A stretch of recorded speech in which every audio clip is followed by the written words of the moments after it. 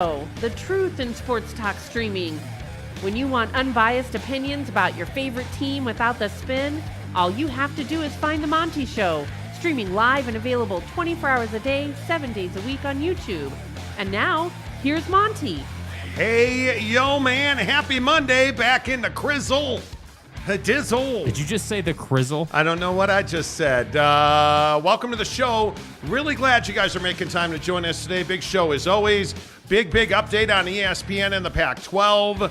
And I think we've tried to be pretty upfront and honest with you guys about what it is that we feel like is going on between the Pac-12 and ESPN, because it seems like there's a pretty big bone of contention on that.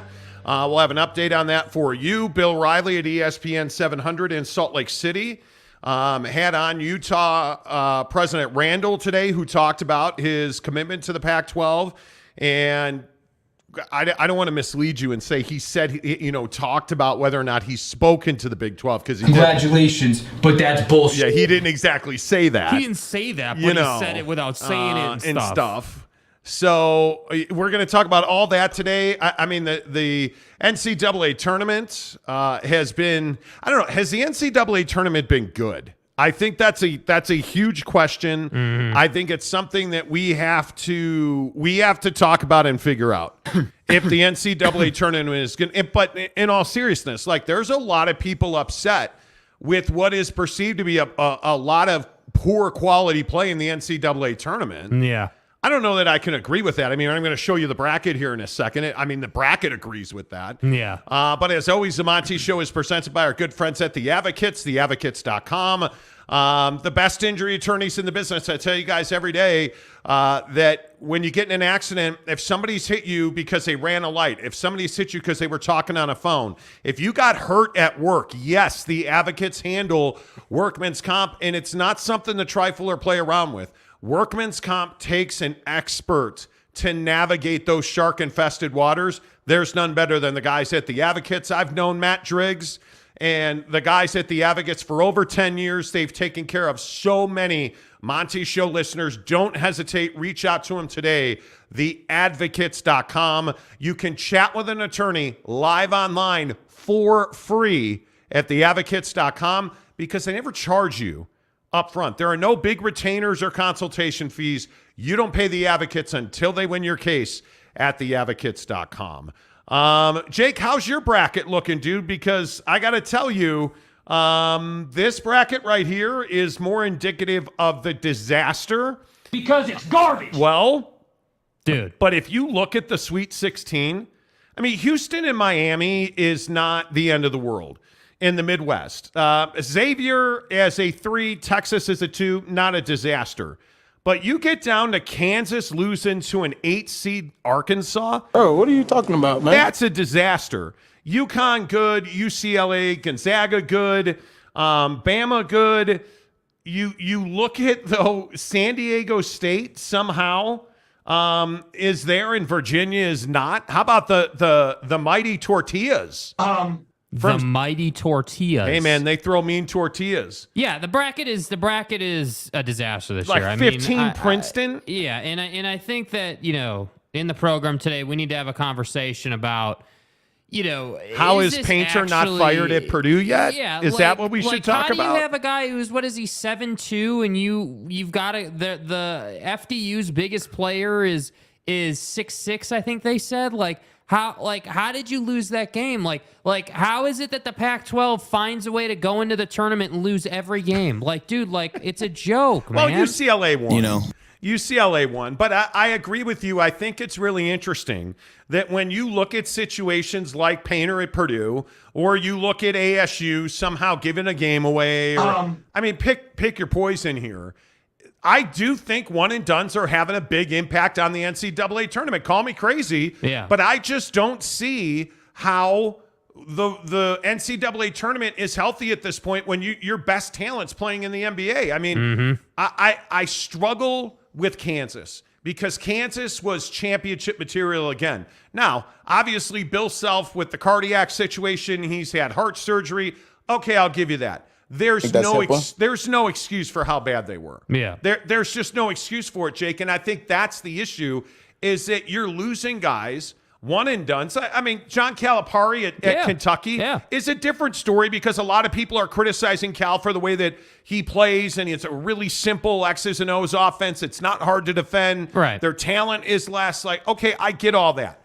But it's harder and harder to play complex offense when guys are in your system for 3-4 months, and then they're gone. Yeah, well, I mean, when you're having a cup of coffee at the college level, I mean, really, what really is college basketball? It's a scouting combine season, essentially. It is, hey, you're really talented. You're going to play in a D1 program under a legendary head coach and Calipari or whatever coach you want to point to. And you're basically going to show off your talent for one season. And then if you have the ability, if you're good enough to go to the league, then go to the league. I personally don't have a problem with these kids chasing the bag. I don't. It's not the kids' fault that the rule says that they can be a one and done and go get paid. This isn't about the kids. What it's about is the fact that you have a situation where, the NCAA is suffering from its best talent leaving after one season. And I think it is on the flip side of this conversation. It's what makes the college football playoff so dynamic because we get to see, Bryce Young develop over a couple of seasons. We get to see Stetson Bennett, like Stetson Bennett's story of like not having a locker and then winning a national championship before it's all said and done. It doesn't exist if football is a one and done setup. But why is football not one and done? Well, because it's grown-ass men on the gridiron in the NFL who bench way more than you bench and squat way more than you squat and have 5 years of growth advantage on you, playing against kids at that point. And the NFL is not going to allow that. The college, the NCAA is not going to allow that. So that's why I think college football has this sort of progression to it, this building of story to it. And that, on the other hand, is why I think you're never going to get, the Michael Jordan UNC career. You're never going to get, whatever guy you want to point to. You're not going to get 3-year guys anymore who then go to the league. That's so rare because the fact is the longer you stay at the college level, the longer you play for free, essentially, if you're not a big NIL guy. That's right. The longer you expose your body to injury risk, the longer your career is being put in jeopardy. And guys aren't going to do that. Yeah, I think the one-and-dones really do hurt the tournament. And, just looking at the quality of play, that's a big deal. And you know who comes to mind in this? Gonzaga. Because you have Drew Timme there who feels like he's been there for 15 years, right? Timme. I like Gonzaga. Small programs like Gonzaga generally don't go and get, hey, one and done, I'm going to the NBA next year, we'll see you later. Hey, Zion, come to Gonzaga. Gonzaga. But isn't that why when you run into guys like Kentucky, Kansas, when you run into guys that are in this tournament, John Shire taking over at Duke, or Duke the situation at Carolina, I know there's a lot of complexity there and how disappointing they were, but it's really hard when you can't learn an offense. And furthermore, you don't need to learn that offense or invest in that program because you're going to the NBA next year. Yeah. So I think we have been absolutely slighted. I think we have been absolutely slighted about what the NCAA tournament was and what the NCAA tournament is. And by the way, if you take the one and done thing out of it and you just look at the bracket and take it at face value, I'm not so sure that all these upsets are amazing. I can get down with, FDU beating Purdue. I can get down with, some of these, just ridiculous upsets. That happens every single year. But look at Jim Choi. Having huge upsets is why it's called madness. Yeah, and hey, I'm good with that. Like, if that's how we feel, great. That's awesome. If the big upset that wrecks everyone's bracket is something that brings eyes to the TV, then great. It just to me feels like we have like an exorbitant amount this year. Like, it feels like we have a bunch of teams blowing games that they should not blow at all. Well, and it doesn't help that you get Gonzaga with a huge no call on a travel that leads to a 3 that I think really turned the momentum of the second half. I think that doesn't help. Right. Or because I thought TCU had a better than a puncher's chance to win that game. Right. But you've just had these things. By the way, I tend to agree with Jim Choi. I don't necessarily think that upsets are the end of the world. I truly don't. I think that there is a lot of value When you look at a Gonzaga, or when you look at Steph Curry doesn't exist in today's world if he doesn't run the table, or if Murray State with Ja Morant or whoever these other young guys are. Look at how good Devin Booker and Anthony Davis were, or Karl Anthony Towns, or these guys need that college experience. Frankly, it's what scares me about lowering the age limit. Right. It really does worry me, because I think it's good to have kids in college. Yeah. And it's the tape you sent me on Deion Sanders. Yeah. Deion Sanders, and I know we talk about Prime on this show, I feel like every day. But I think it's super relevant. But Prime stood in front of his football team the other day, and he said, I'm going to keep it 100 with you. 95% of you guys are not going to the NFL. You need to get your grades. Yeah. You need to get your master's degree, your bachelor's degree, right? Like 95% of you aren't going to hear that sound. Yeah. Right? And Deion Sanders stood in front of his class and said, hey, I'm telling you now, if you roll in here with, 3-4 Fs, you're not going to play on our team. You're going to be in academics. Everybody else is going to be on the football field. How can we trust you to execute a play if you can't even get grades? Yeah. He literally said that. And when I heard him say that, I was just like, dude, like, everyone bags on Deion for not being an educational guy, and he got the standards lowered at Colorado. And I'm just like, dude, like, college basketball, college football, like you have to get grades to be able to play. Absolutely. And so for me, it's like, I guess when I saw that, I was just like, Deion's the complete package. And I look around college athletics, and I feel like, when the Sean Millers roll through, education's not exactly first. Like, there's too many times when Rick Pitino's getting hired today where I feel like, hey, maybe education isn't first. Maybe Rick Pitino just wants to come in, get his guys paid, get him to the league, and move the hell on. That's honestly what it feels like. And I think the one and done thing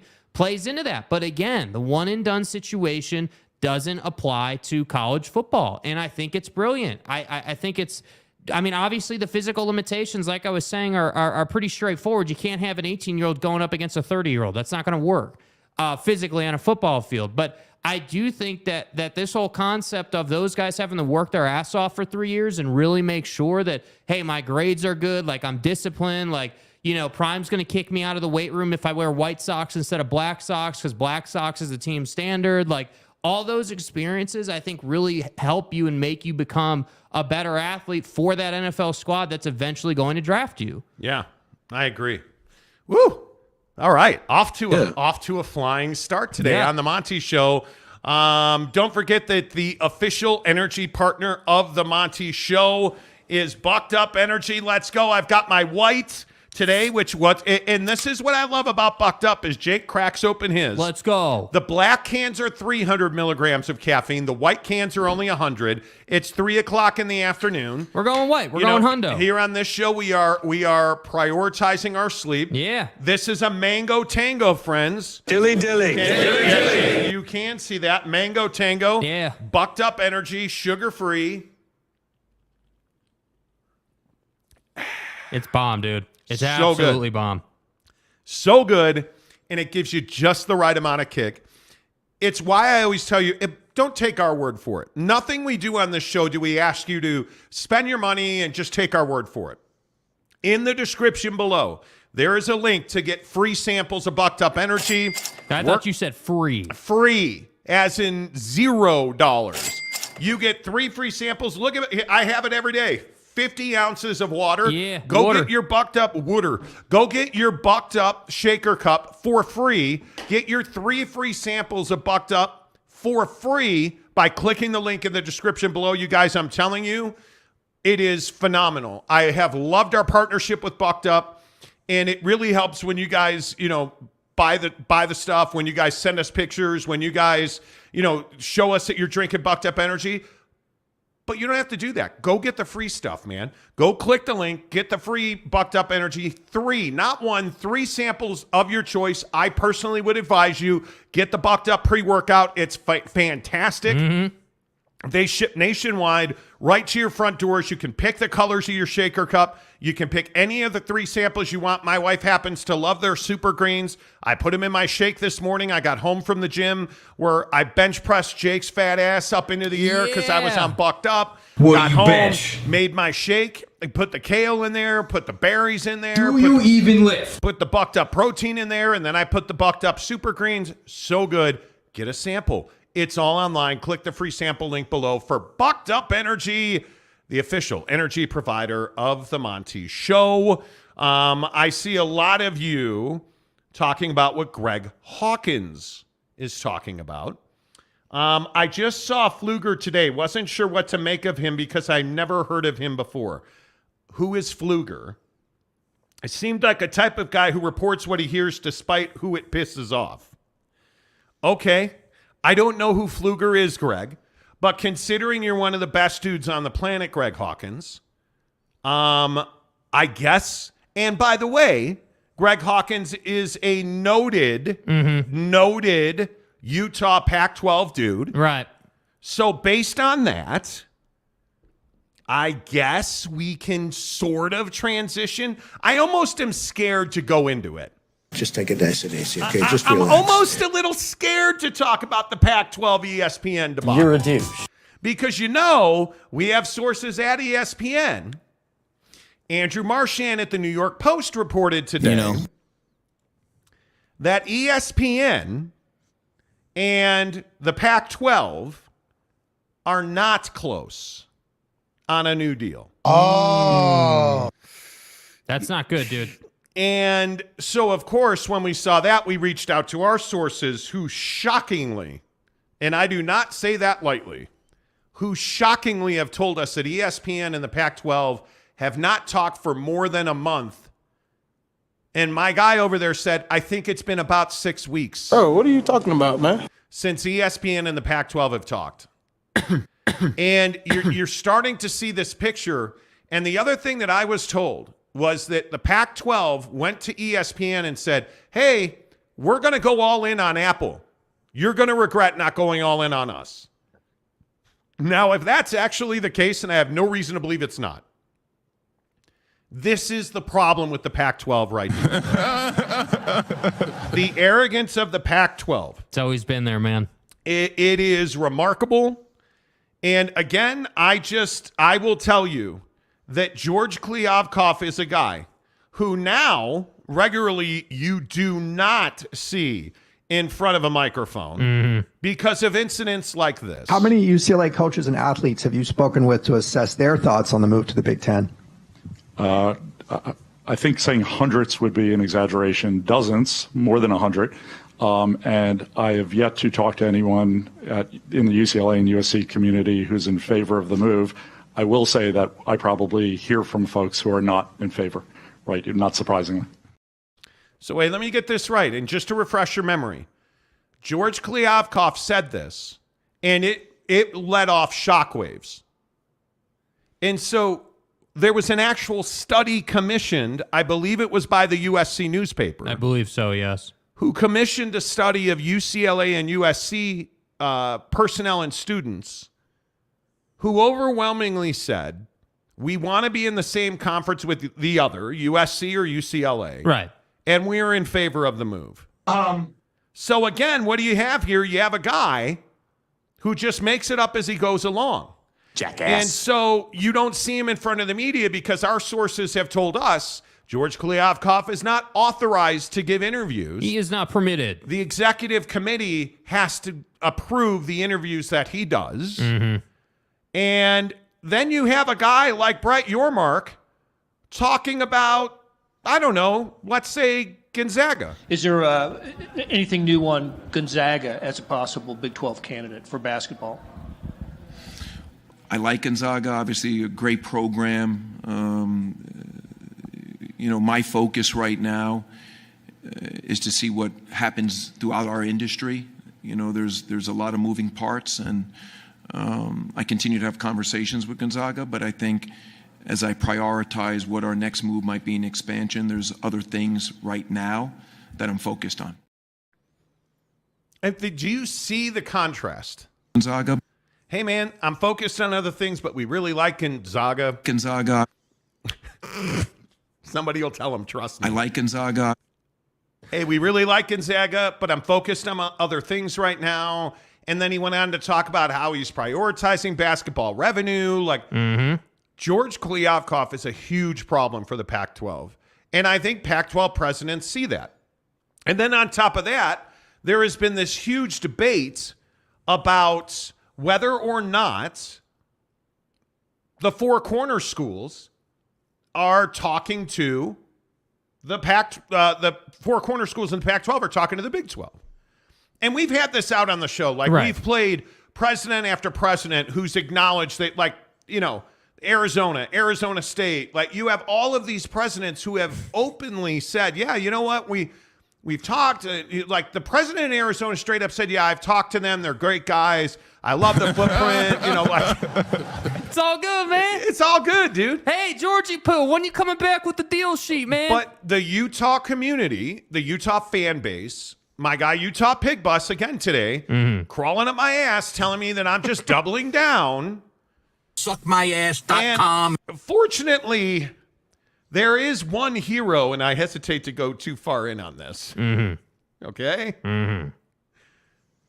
But there is one guy in Salt Lake City sports who actually asked the right questions in an interview, and that's Bill Riley at ESPN 700, because Bill had President Randall on his show today and asked him directly, are you talking to the Big 12? We are in solidarity with our Pac-12 president peers. We are working to get a deal that's beneficial to all of us as a conference. That said, we certainly think the Big 12 has put together a great conference. They're a great set of schools as well, but right now we think staying in solidarity with our Pac-12 schools is the right place to be. Now, I know I'm just some dude. I know that I don't know what I'm talking about. But if we go up here to President Robbins from Arizona, tell me that he didn't say essentially the exact same thing. This is from CBS Sports, where he talks about how he has some affinities for the powerhouse basketball brand. How he, here he says it's heavily dependent on, Kliavkoff and his team negotiating a good media deal for us to stay competitive. Right? Like, I mean, these comments, like, he's talking about how Robbins said that Brett Yormark, the commissioner of the Big 12, it's no secret, is in recruit mode.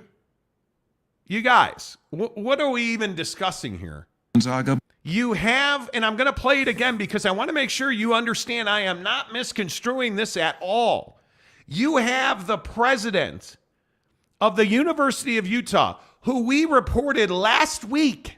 I will remind you, last week sources told us, hey, we've been talking to the Big 12, but we don't feel like we're a fit academically, and we're concerned that we would lose academic revenue by joining the Big 12 and leaving the affiliations we have right now in the Pac-12. Right? Right. Bill Riley, ESPN 700 in Salt Lake City today. The question that was asked here is, hey, are you guys talking to the Big 12? We are in solidarity with our Pac-12 president peers. We are working to get a deal that's beneficial to all of us as a conference. That said, we certainly think the Big 12 has put together a great conference. They're a great set of schools as well, but right now we think staying in solidarity with our Pac-12 schools is the right place to be. I mean, it's almost verbatim a script. These guys are never going to say, hey, yeah, I was on my iPhone 15 yesterday. You know, and when me and Brett were talking, dude. No. When BY called me last, BY. But what are they all saying? They're not answering the question, are you talking to the Big 12? And to his credit, because I know that we're hard on sports media in Salt Lake City. No, you guys just hate the media in this town. But to Bill Riley's credit, number one, he is the voice of Utah athletics. He is the play-by-play voice. Number two, he clearly has relationships with these guys. He asked him point blank, are you talking to the Big 12? To which the president blew off that question, never answered it, right? Which is what we've seen all of these guys do. Standard protocol. But seriously, if you think about it, Ray Anderson, all of these Pac-12 athletic directors, like, they've all completely blown it off, right? But they say the exact same thing. No, I think our conference is strong. I really like the conference that we have. We're in solidarity. We're in lockstep. Didn't Mark Carlin use the word lockstep? Yeah. Like, all these great praises. But what do they all do right after that? But man, I really like the Big 12. Those are some sharp people over there. In Arizona's case, I love the footprint. It's really close to us. They're a powerhouse basketball brand. I'd love to be closer to the SEC, but the Big 12 will do. They all say the exact same thing. They're talking about the answer. And they're all talking to each other about the answer, dude. And what did you say before the show in our pre-show meeting today? Jake said, you notice how all these guys now are all over the place? They're talking to the media. They're giving interviews when they haven't said anything for months. And you know why they're doing that? Because they're in spin control.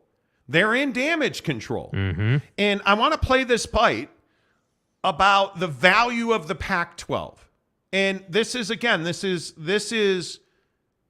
in my opinion, these are really important sound bites that you hear from these presidents, because you don't get the presidents often. President Randall at Utah talking about the value proposition that he sees in the Pac-12. I think first things first, we feel like there's still tremendous value in the 10 teams remaining in the Pac-12.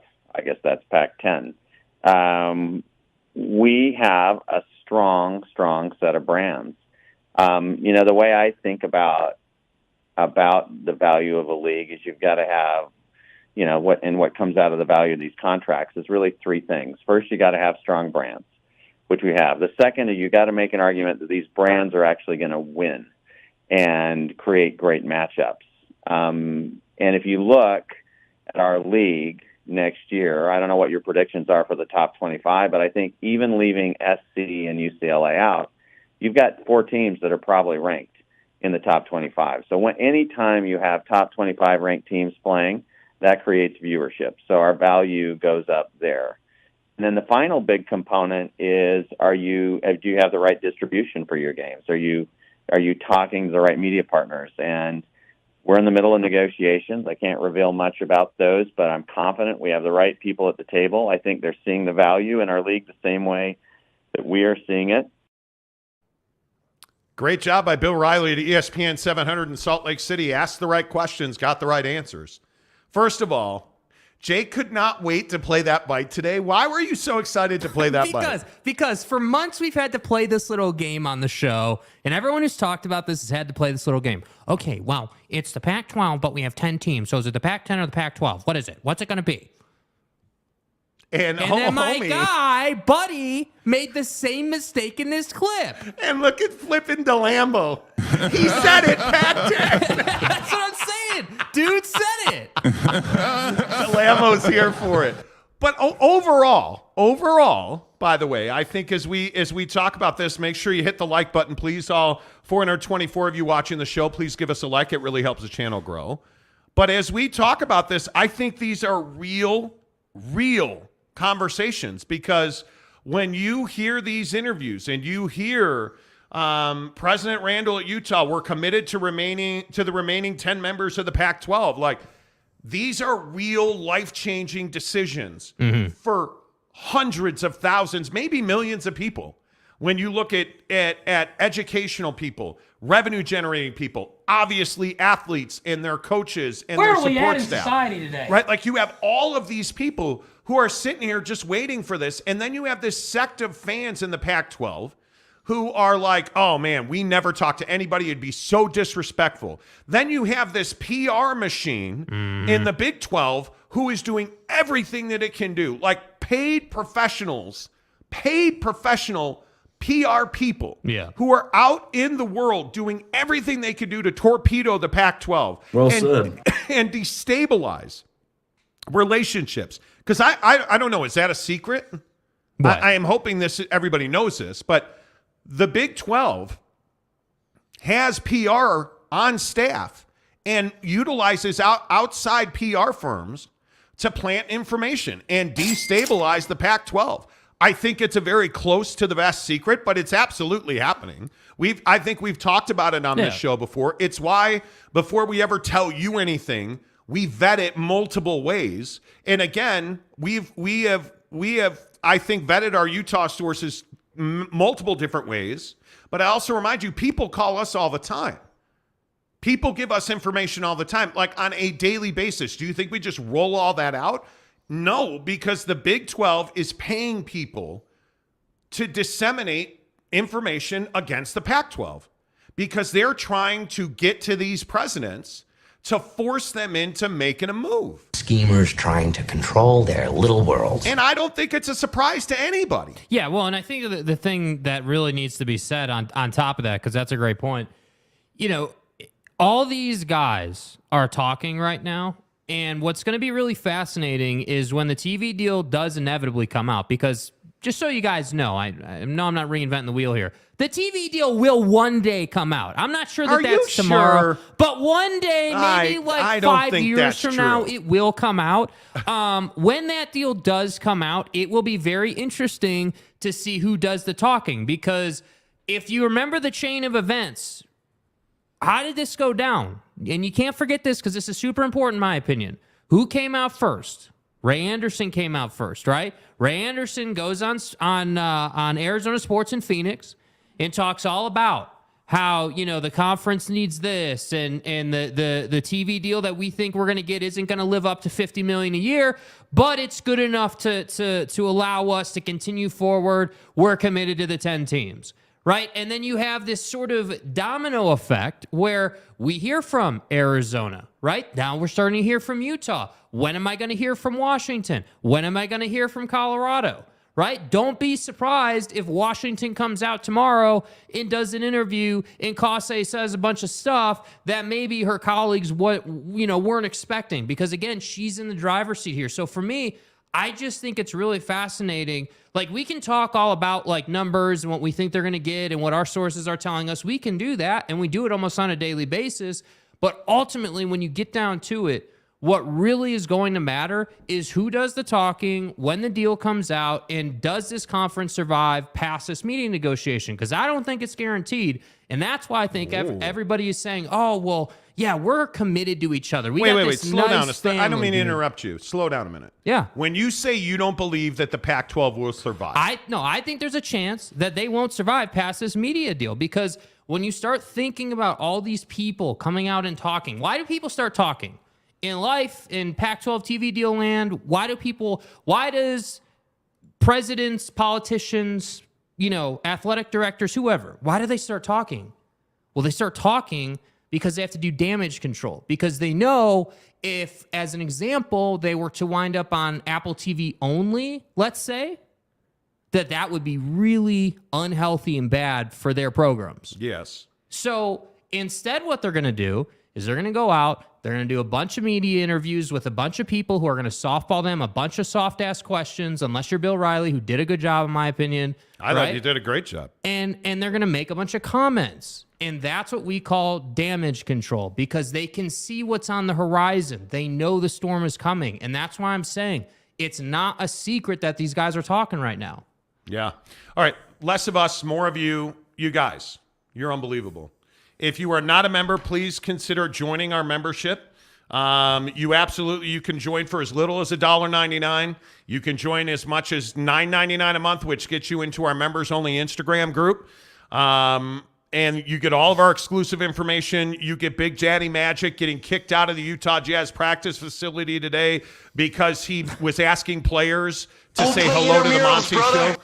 Look at Big Bad Daddy Magic. You want to know who the true superhero on this show is? Hey, Simon, can you say hello to the Monty Show? Hello, Monty Show. We love you, man. Hey, thank you. I love you, baby. You guys, are you kidding me right now? Are you kidding me right now? Yeah. Big Daddy Magic doing his thing, and then Sarah Todd ate him for lunch and had him kicked off the property because he said hello to her. Listen, if you join the membership, please consider it $1.99, $9.99 a month, whatever level you want to get in. Support the show. We really appreciate it. All of our members, we read your comments first on a day like this where we have already thousands of comments. Guys like Jacob DeLambo is going to get his comment read first because he's a member. Pac-12 is not willing to give up on their legacy. Disagree with that. Greg Hawkins, who's a member, makes me glad that fans aren't responsible for media deals. Damn right. Damn right. And listen, I understand, and I want people to hear me clearly on this because I think this is really important.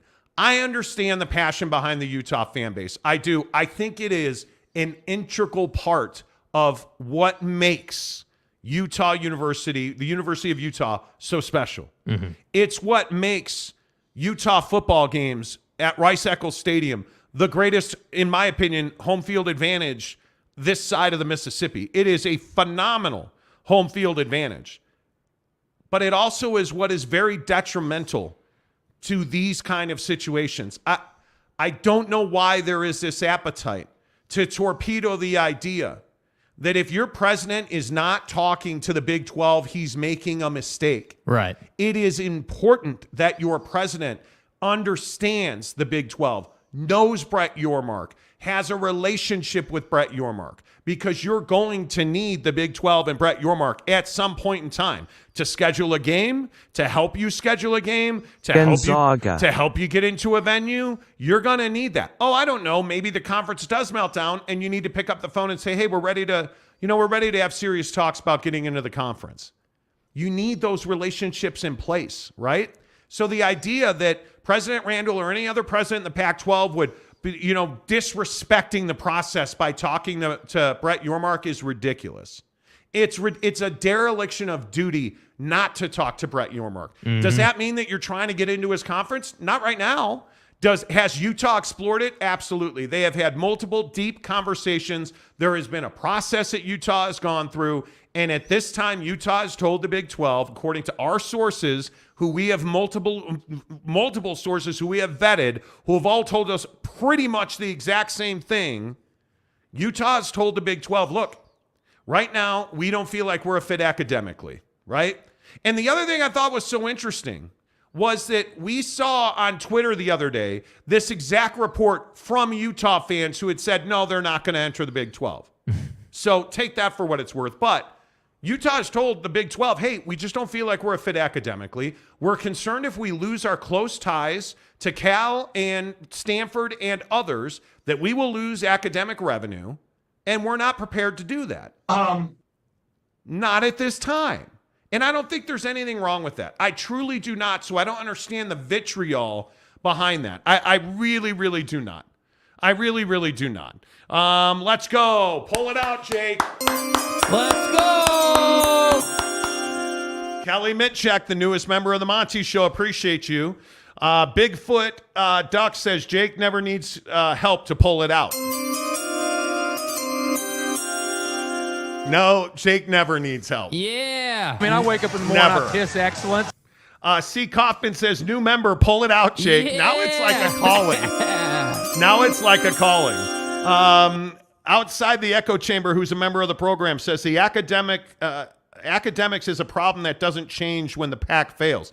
It doesn't. But I also think when you look at the Pac-12's perspective, you are currently married to Cal, Stanford.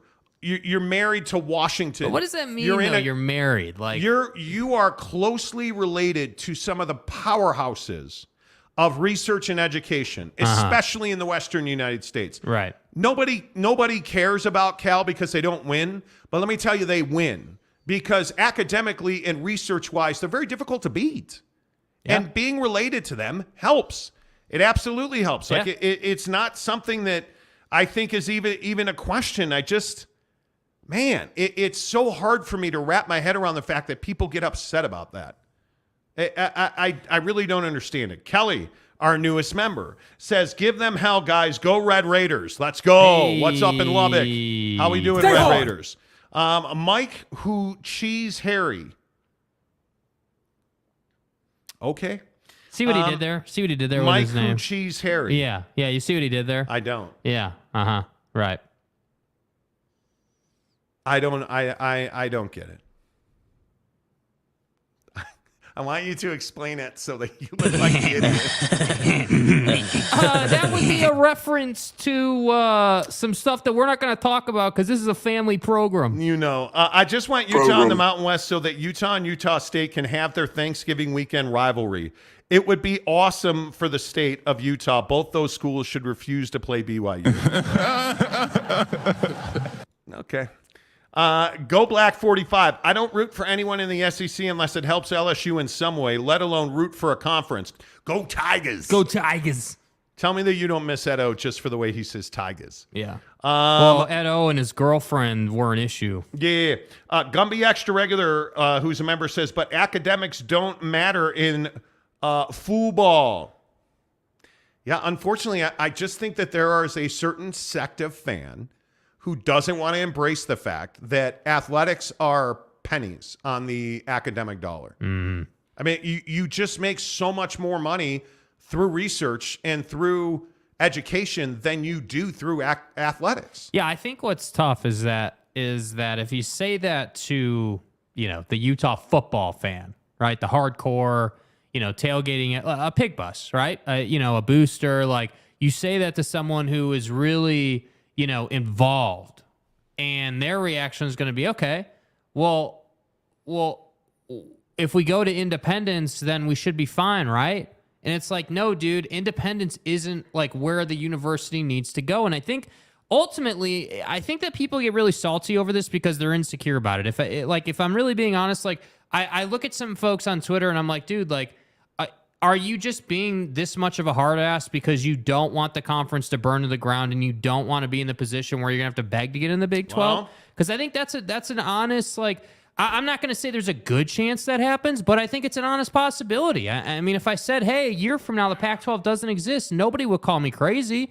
No, they would wonder how it would happen or like what the path would be or where everyone would go, but it's not a crazy ass take. And I think for me, I would say that I'm a more casual Utah fan. Like, I'm not a hardcore Utah fan. We obviously talk about them and cover them, but I'm not a fan per se. But as a casual observer, yeah, it would be sad if they found themselves in that predicament. I mean, that's just not ideal at all. Yeah, it absolutely would be. There's no doubt. I don't know how you fix this. That's the issue. Okay, don't forget all of our football talk on the Monty Show is presented by our friends at Barbecue Pit Stop, bbqpitstop.com, or visit any of their 5 stores if you're in the great state of Utah, Logan, Layton, Lehigh, St. George, and of course our friends in Murray on State Street. But you guys, shop online, bbqpitstop.com, no matter where you are in this great country of ours, bbqpitstop.com, because what I'm telling you is the expertise that you get about smoking. And I'm telling, get off of somebody asked me on Twitter on, what day were we driving home? Saturday. On Twitter, I was DMing with Dale, and he was asking me, well, you said you just plug it in and hit ignite. That's not true. Well, it is true. Yeah, it is true. It absolutely is true. Now, you got to take it out of the box. You got to put the wheels on. You got to put the rack. Okay, great. Once you build it, and it takes 20 minutes to build it, plug it in, put some pellets in the hopper, and hit ignite. And within 3 minutes, that thing will be smoking for you. And all you have to do is put your wings on there or put your brisket on there or your burgers, your steaks. There's a perception out there that smoking requires hours. We make the best drums because we don't eat flats. We make the best drums in 30 minutes on our Traeger Ironwood 885. Amazing. You put some asado seasoning on there, you guys. Yes. Have you had the asado seasoning yet? Have you had the Flavor Knuckles asado seasoning? Come on now. It's amazing. There it is right there. bbqpitstop.com. You want a smoker? bbqpitstop.com. Yeah. You want seasonings, sauces, rubs, spices? bbqpitstop.com. Hook it up. You want a great cut of meat? Did you know that every barbecue pit stop location now has a butcher shop? Y'all feel me? Telling you, man. It's your one-stop shop. bbqpitstop.com. Chat with them free online if you have questions. Make sure you tell them you heard about it on the Monty Show. Coming up in 5 minutes, football at 50. Wait until you hear what Baker Mayfield said about Tom Brady. Baker Mayfield talking about Tom Brady. You think I'm kidding. Christopher Shannon says exactly, Renee. BYU covers Utah.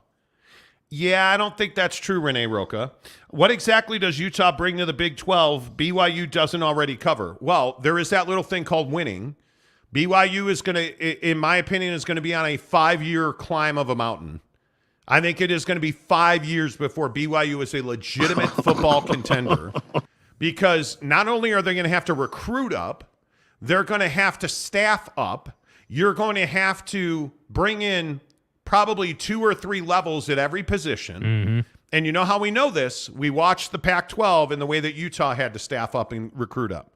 So it's not just, hey, we have all our coaches, but now you need a lot more infrastructure. Now you need a lot higher caliber of player, right? And we know the challenges of recruiting to BYU or whatever, but you're going to have to probably add 2 or 3 players at every position. Hey, guys. You're going to have to probably add a little more infrastructure and humanity. So it's going to be 5 years before BYU is competitive. And when I say competitive, I mean competing to win a conference championship.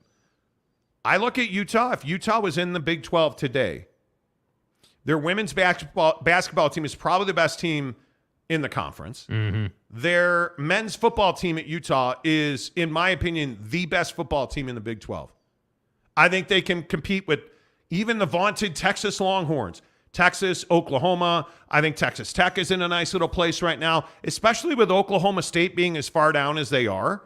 I think Utah is in a position to win the conference now. Will they? Probably not. TCU's a hell of a football team. Yeah. Sonny Dykes is doing great things.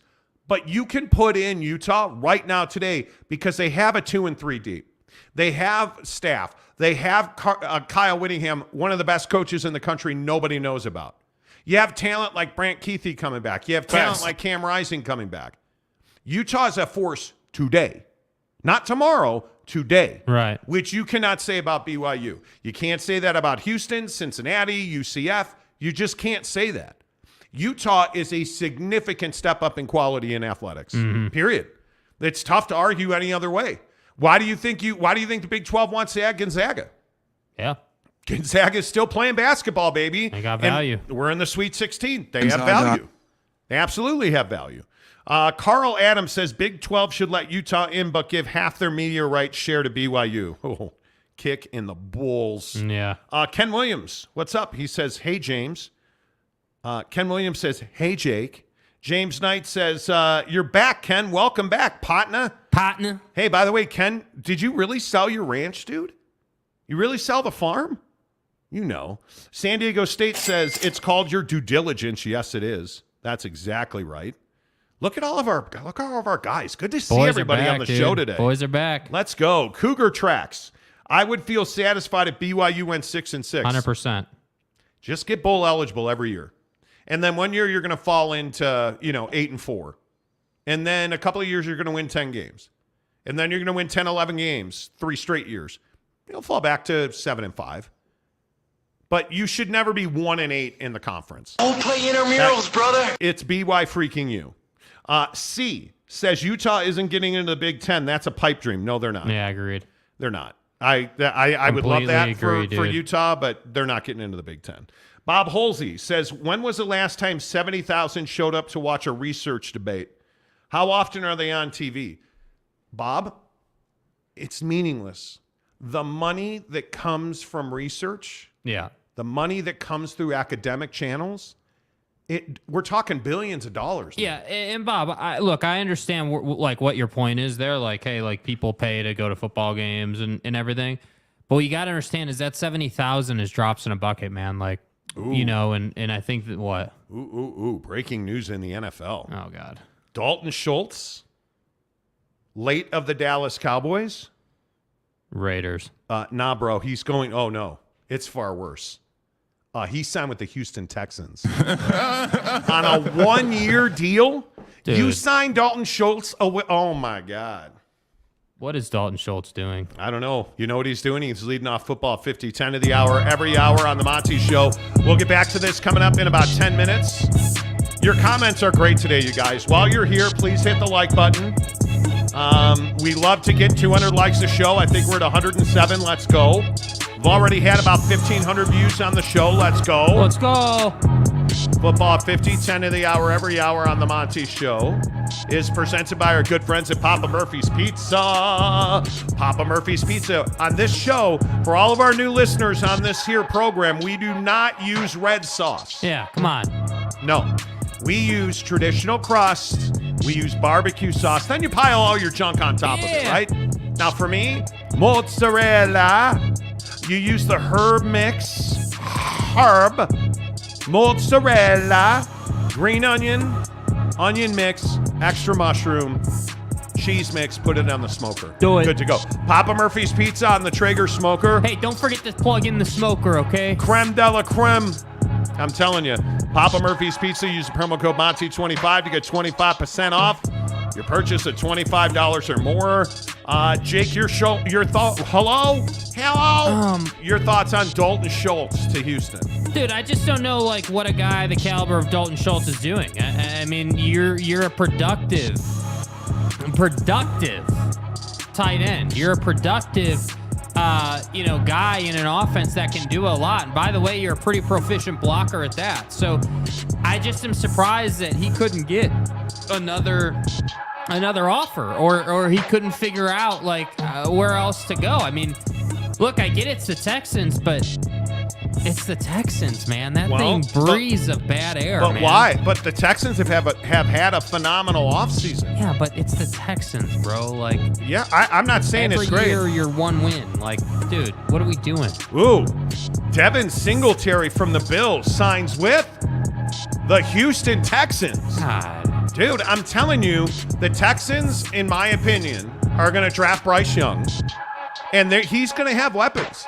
They are going to be a vastly improved team. I know it. Cal McNair is a POS of POSs. He is. But, dude, they're going to be good. I think they are going to be very good, and I think they are going to fight for a division. Because I look at the Houston Texans, and I look at the moves that they've made, and it is not accidental. And you look at the fact that they had the number 2 pick and the 12th pick in the first round. They have a second, a third, 2 in the third. They have high-level picks. This team in my opinion, is going to get markedly better. Yes. And you're not going to have Davis Mills and Case Keenum as your quarterbacks. Yeah. And I think you look at that. You look at what they have. You add Dalton Schultz. You add him to Robert Woods.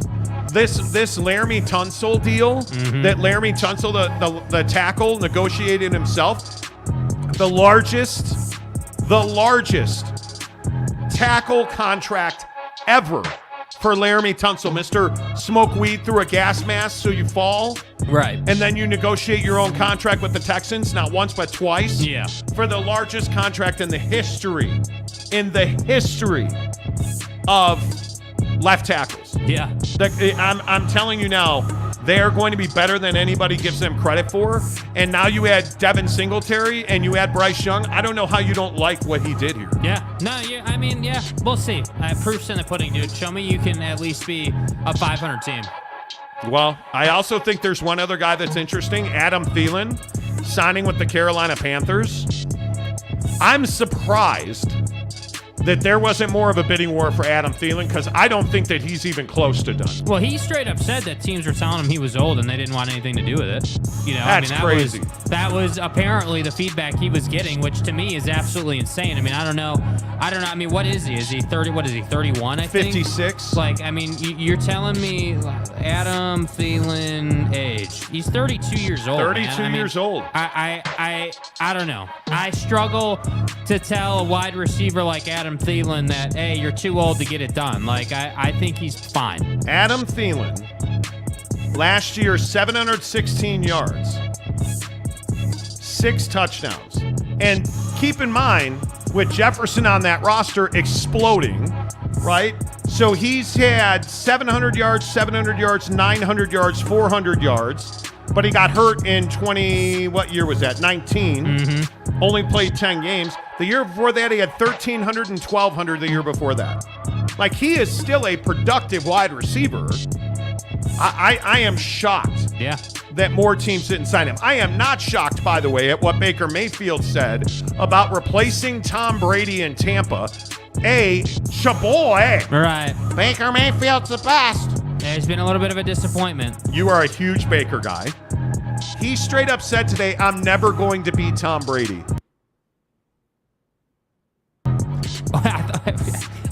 I thought Baker said, I'm never going to be Tom Brady. That's exactly what he said. No kidding, bro. But Come on. I think it's a really valid point. And why do I think it's a valid point?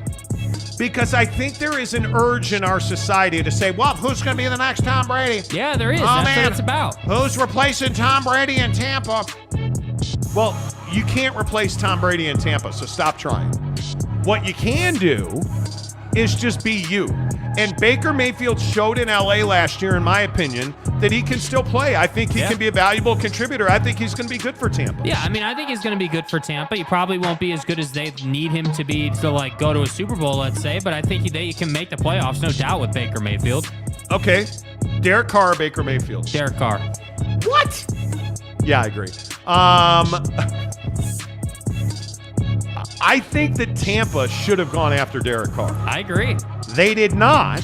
Oh, that's right. And then he ended up being a Saint. They did not, and they're going to pay for that because they're in the same division. Yeah. But let's not kid ourselves. I think Baker Mayfield was a good get for Tampa, and I still think Tampa probably drafts a quarterback. Yes. I mean, I mean, they need a long-term solution. That's the reality of the situation. I mean, you cannot continue to buy quarterback and think you're going to continue to be good. Delaric, member of the show, wants to know Geno or Baker?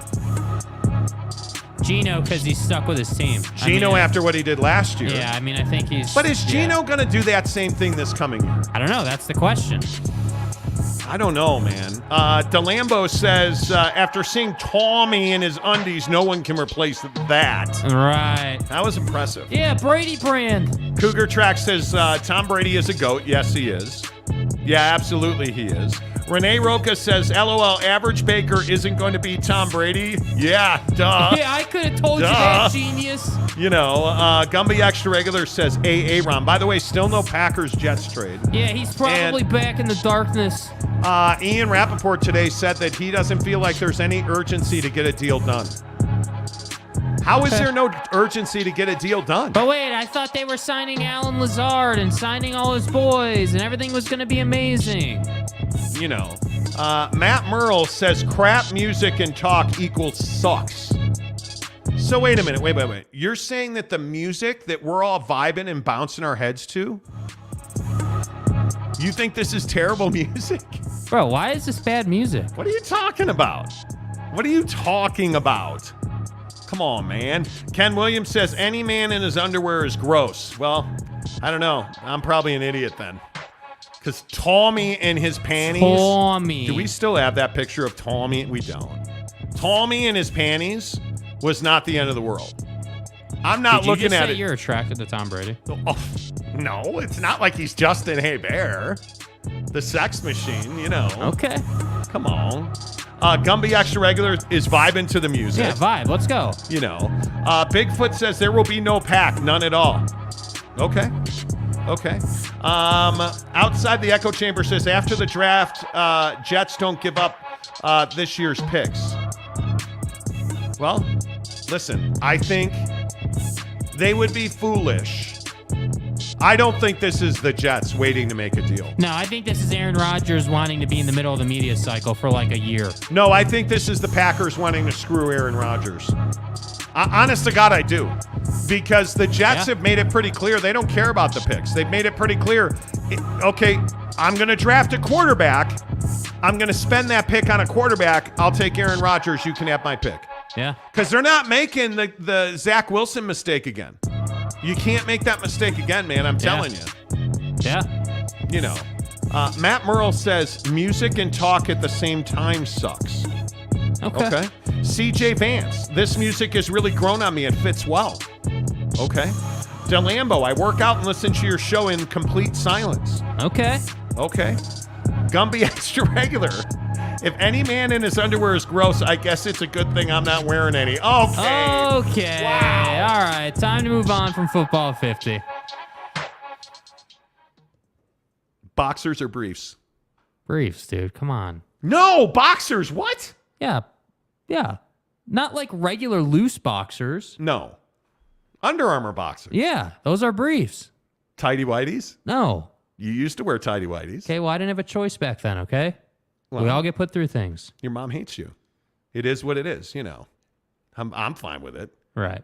I shouldn't talk because I was a prolific wearer of the tidy whities. While we tell you about awesome pizza, comment. Tidy whities or boxer briefs? What's it going to be? Speaking of balls. At Papa Murphy's, we do more than just pizza. We do meatballs and marinara. Papa Murphy's does meatballs? Oh, I think you mean I do the meatballs and marinara? And how do you do it, Dad? How do I do it? How do I do it? Oh, well, we do it with savory ground beef Covered in tangy marinara. That's how, honey. At Papa Murphy's, we make great pizza. And don't forget the meatballs. Order now at papamurphys.com. Yep, Papa Murphy's Pizza. Make sure you use the promo code Monty25 to get 25% off your purchase of $25 or more at Papa Murphy's Pizza. I love it, man. And if you have not had the meatball marinara, dude, why are you waiting? Why are you waiting? The meatballs are Italian all beef meatballs. Italian. Their marinara sauce is crispy. It is so good. The mozzarella, you can put it on your pizza. The Italian. Chop it up, put it on your pizza. You can eat them. I've made meatball sandwiches out of it. I've eaten the meatballs by themselves. I'm telling you, you cannot go wrong. Yeah. You absolutely cannot go wrong in any way, shape, or form. On the Monty Show, presented by the Advocates. Ken Williams says boxer briefs. Yeah. Okay. Yeah. Okay. Boxer briefs, the best of both worlds. Correct. Facts. Absolutely. Delaric says depends on time of year. I wear the same Bro, boxers. I can't, dude. Are you all the time. suggesting? I know you didn't just suggest or infer that you wear those loose ass 100% cotton, heavy ass Dude, boxers in the nope. summer and sweat your ass off. Don't tell me you do that. No, the you boys don't. need support. Yeah, dude, come on, The bro. boys need support. Talking with Raphael podcast on PBS Radio. Says team brief. Absolutely. But again, I believe Raphael is a traitor. What do you mean? Well, I think he's from Russia because he's on Team Lean. No, he's from USA, bro. What do you No, mean, he's on dude? Team Lean. No, he's So not, he's dude. a communist. 'Cause no red-blooded American is Team Lean. Yes. We're all standing squat. Okay, I don't know who we is. You know. I don't know who we is. but I'm just saying. Team Lean, dude. Team Lean. Simon in all capital letters. Monty, I know you're not big on March Madness. What do you mean? I love March Madness. But wouldn't it be appropriate to do a Sweet 16 show for Thursday, Friday games? I mean, we could. I mean, we could, but don't we? We have talked a ton of tournament on this show. We opened the show today talking about it. Let's see. MJ Bissett 93. Algorithm brought me to a live stream for once. Love it. Hey, let's go. We love it. Hey, while you're here, do two things. Hit the like button, please, and then join the membership. It's only $1.99 a month at a minimum to support the show. Can you do something for me? Get crazy and join the best community you'll be a part of. Yeah, for dude. $9.99 a month, you can get into our Instagram members-only chat for Monty Show members. $9.99 a month. It gets you all of our inside information. You get it all first in the Instagram group. And the conversation's great. Tanner Plummer is going to do a video call every 15 minutes. Tanner lost his mind in the chat, and then everybody corrected him. Because we care about each other. You know. That's a lie. That is a lie. We don't care. But Tanner does call people every 15 minutes. For whatever reason. You know, someday somebody will pick up. Somebody will pick up. But we love having you guys in the chat. Support the show, please. We appreciate you guys being here. Make sure you give us a thumbs up. That really helps hitting the like button. Jacob DeLambo says Magic G's baby. What does that even mean? I don't want to know. I don't know. Matt Merle says young me briefs, older me boxer briefs. Okay. Jeremy Severe. Hey, Severe, what's up? What's up, dude? Says sports briefs. I like it. So I think we're all boxer brief guys here. Yeah. Bigfoot Duck says, what? No banana hammock, Monty? Listen. No, I guess not. 20s and 30s? I was rocking the floss. No, I wasn't. Ever. Never. Dude. Not one time have I ever. Dude. Oh, God. Kansas fan talking about Kentucky, a mid-major these days. You're not wrong. They need to fire John Calipari. Whoa. How is Kansas talking? Well, Bill Self is getting heart surgery, dude. They have an excuse. I don't care. They have an excuse. I don't care. Dude, you lost. How are you bagging on Kentucky? And I'm not even a Kentucky fan. Yeah. They have an excuse, dude. I'm just saying. Don't be rude. Sir, I know you're getting arrested, but they're not. I'm not being rude. Come on, dude. Don't come in here and bag on Kentucky and then be like, oh, well, Bill Self was in the hospital, so we have a built-in excuse not to win. You know, MJ Bassett says boxer summer guys 5 times more likely to live on an untidy trailer home. Wow. Boxer summer guys are 5 times more likely to live in an untidy trailer. But is it a double wide? You and your mom are hillbillies. If it's a double wide, you can get away from the dead raccoon. I got a double wide for you. A dead raccoon under the kitchen. I grew up with a guy named Lauren. And Lauren lived in a double wide. In a van down by the river. He had a dead raccoon under the floor in his kitchen. Bro. And his mom was like, no, we're not cleaning it out. We're not. The trailer park is supposed to clean it out. And I will never forget walking into their house and just being like, whoa, dude. It was gnar, and it must have been there. I don't remember it correctly, but it had to be months. And then one day he came to school with clean clothes on. I will never forget this. Lauren, I looked at Lauren. I was like, dude, you look good today, dude. Bro. And he's like, the raccoon's gone. We did our laundry. He was, and he's deceased now, but this is the same Lauren, by the way, who he and I got a job at Taco Bell to try and kiss the same girl. And we kissed that girl both without knowing until Stay hard. She told me that. And stuff. And you had a Maury moment in the middle of Taco Bell. No, we all know. No, it's always. I did not. This girl's name was Rebecca. Yeah, Becky. And she was not Becky. You call me Rebecca. Hey, look at me. She was. The problem was she was really cute and a terrible kisser. So we wound up making out, and I was like, nah, bro, I'm good. And then she's like, just like that. Oh. She said to me, I just like you so much more than I like Lauren. I'm a man. And I was like, whoa, did I just kiss Lauren? Bro. Wow. Done. And so both of us quit. You're telling me just because she kissed your friend, you walked away from that? Done. I ain't sharing nobody. No, bro. Can't. Bros before hoes. Come on, man. Can't do it. Matt Burrell says she belongs to the streets. Well. You guys are ruthless. You guys are absolutely ruthless. I got with the old-timey minor onesies. Wow, you did? Nah, bro. Ken Williams says, so they kissed? LOL. Yeah. Andy not good. Is my friend. Not good. Carl Dahlquist, a member, says Rebecca was a 304. What's a 304? I don't know. Okay. What am I missing? Here we go. Another Urban Dictionary moment on the Monty What's program. A 304? What is a 304? Gumby Extra Regular says a Taco Bell love triangle. Yes. Taco Bell in Round Lake Beach, Illinois, dude.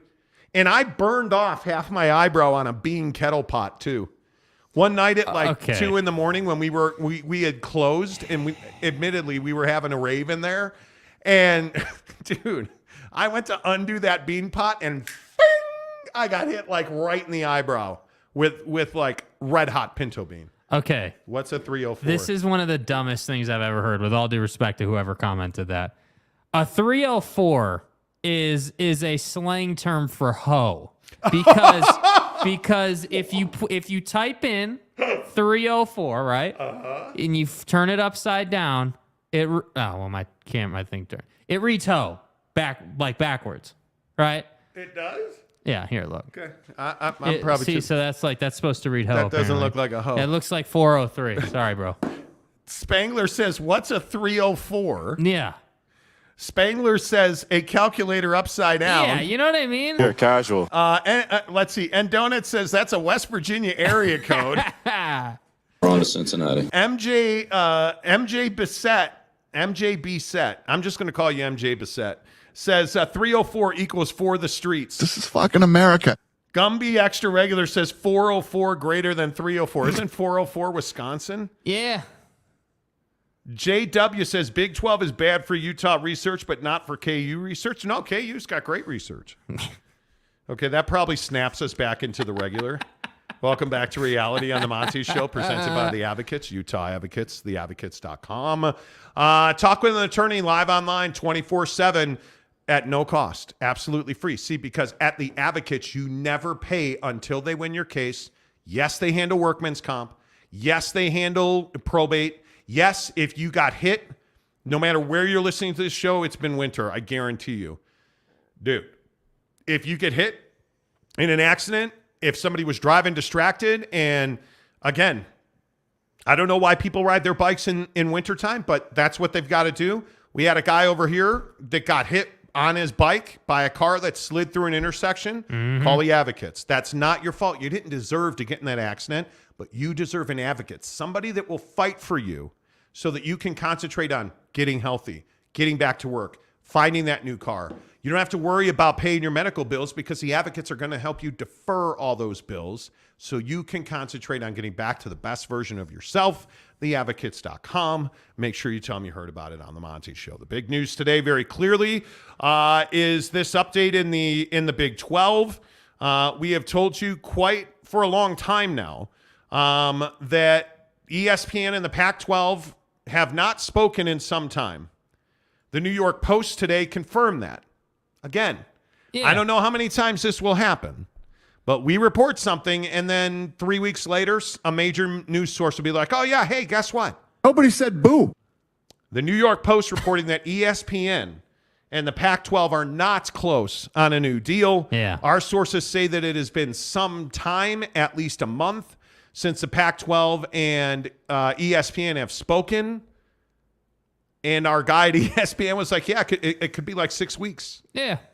It's incredible to me, the dysfunction in this situation with the Pac-12's media deal. And let's be frank about this. I think this is a really important moment in time in these discussions, because if ESPN and the Pac-12 are not speaking, there's not a whole lot of places for the Pac-12 to go. I mean, obviously we've heard, talk about, hey, Amazon, Apple.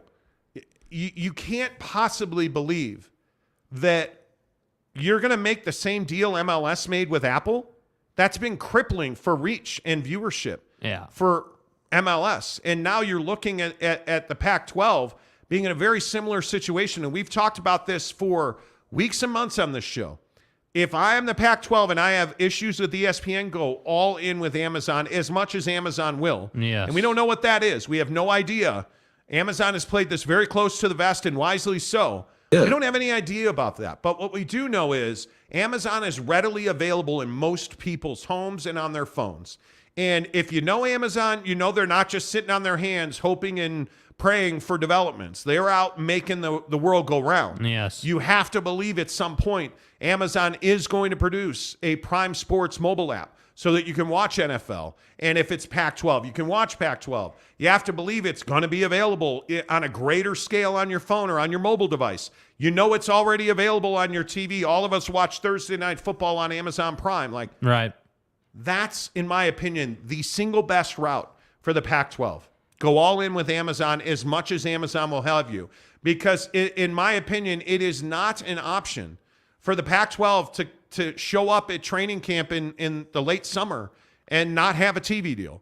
It is not an option, in my opinion, if you want to survive. And if the New York Post, who has now confirmed what we've said, if the New York Post is correct, and we are correct, and ESPN and the Pac-12 have a fractured relationship, they don't have a TV deal. Facts.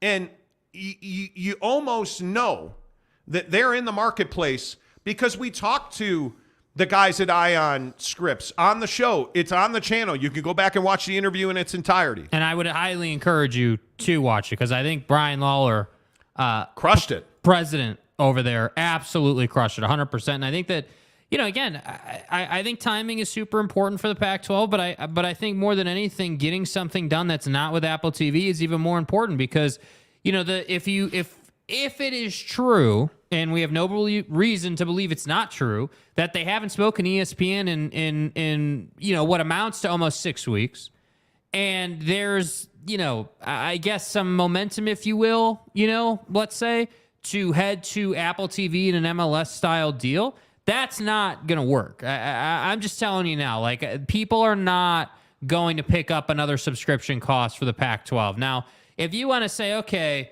we'll offer it game by game, a la carte, if you will. We'll offer it that way. Okay. Then you want to tell me, hey, Utah and Oregon are playing. All right, I might consider paying $5 or $10 or whatever the hell the fee's going to be to watch that one game. But that one game isn't going to save your conference. And that's the problem. At least with Amazon, you can say, okay, people are already Prime members, which means they get access. It's real easy, no extra cost. The problem is Amazon's been pretty damn consistent over the last probably 2 months that they want one game a week. They want the NFL model at the college level. So if that's true, and it's also true that you haven't talked to ESPN in 6 weeks, where else you going? You're on Apple. And that, to me, just isn't going to work. Yep. Jacob Reed gives us a $5 tip and says, I want your honest, unfiltered opinion on how all of this Pac-12 realignment will end. I don't any politically correct answer. I don't want any politically correct answers. What's your take? I think, in my opinion, I think that the Pac-12 knows what the number is, and I think they're having trouble getting a grant of rights signed. Mm-hmm. And I think that they are back out in the marketplace trying to improve their position, and ESPN doesn't want to talk about it. And what's interesting about that point is if you think about, again, going back to these guys talking, what have they all really kind of hinted at? Hey, the deal we have isn't really meeting expectations. It's not really been a deal that lives up to what we feel like we need to move forward, but it's good enough for us to survive on. So it's almost like that job that, pays you $1 less an hour than you need, but you can pay rent on that. You just won't survive. It's like that whole kind of concept. But as to what I think, my opinion, based on who I've talked to and what I think will happen, I don't see them getting a grant of rights done if the deal is largely a streaming deal. President Kase at Washington, from what I understand, does not want all streaming. She is not in favor of that. From what I understand, Arizona is not in favor of all streaming as well. Arizona State is not. Mm-hmm. I think that creates a significant problem. I also think that if this deal comes in below $30 million, I think the Pac-12 is going to have trouble keeping all 10 members. Yeah. And I think when it comes in, if it comes in at $25 million, I think you're going to lose some membership because they're not going to sign a grant of rights at that level. Yeah. I think you potentially will lose Arizona State. I do believe that you will lose Colorado because, it was explained to me last weekend that Deion Sanders is here to win the whole damn thing. And they have told him that they are going to do everything they can do to support his program.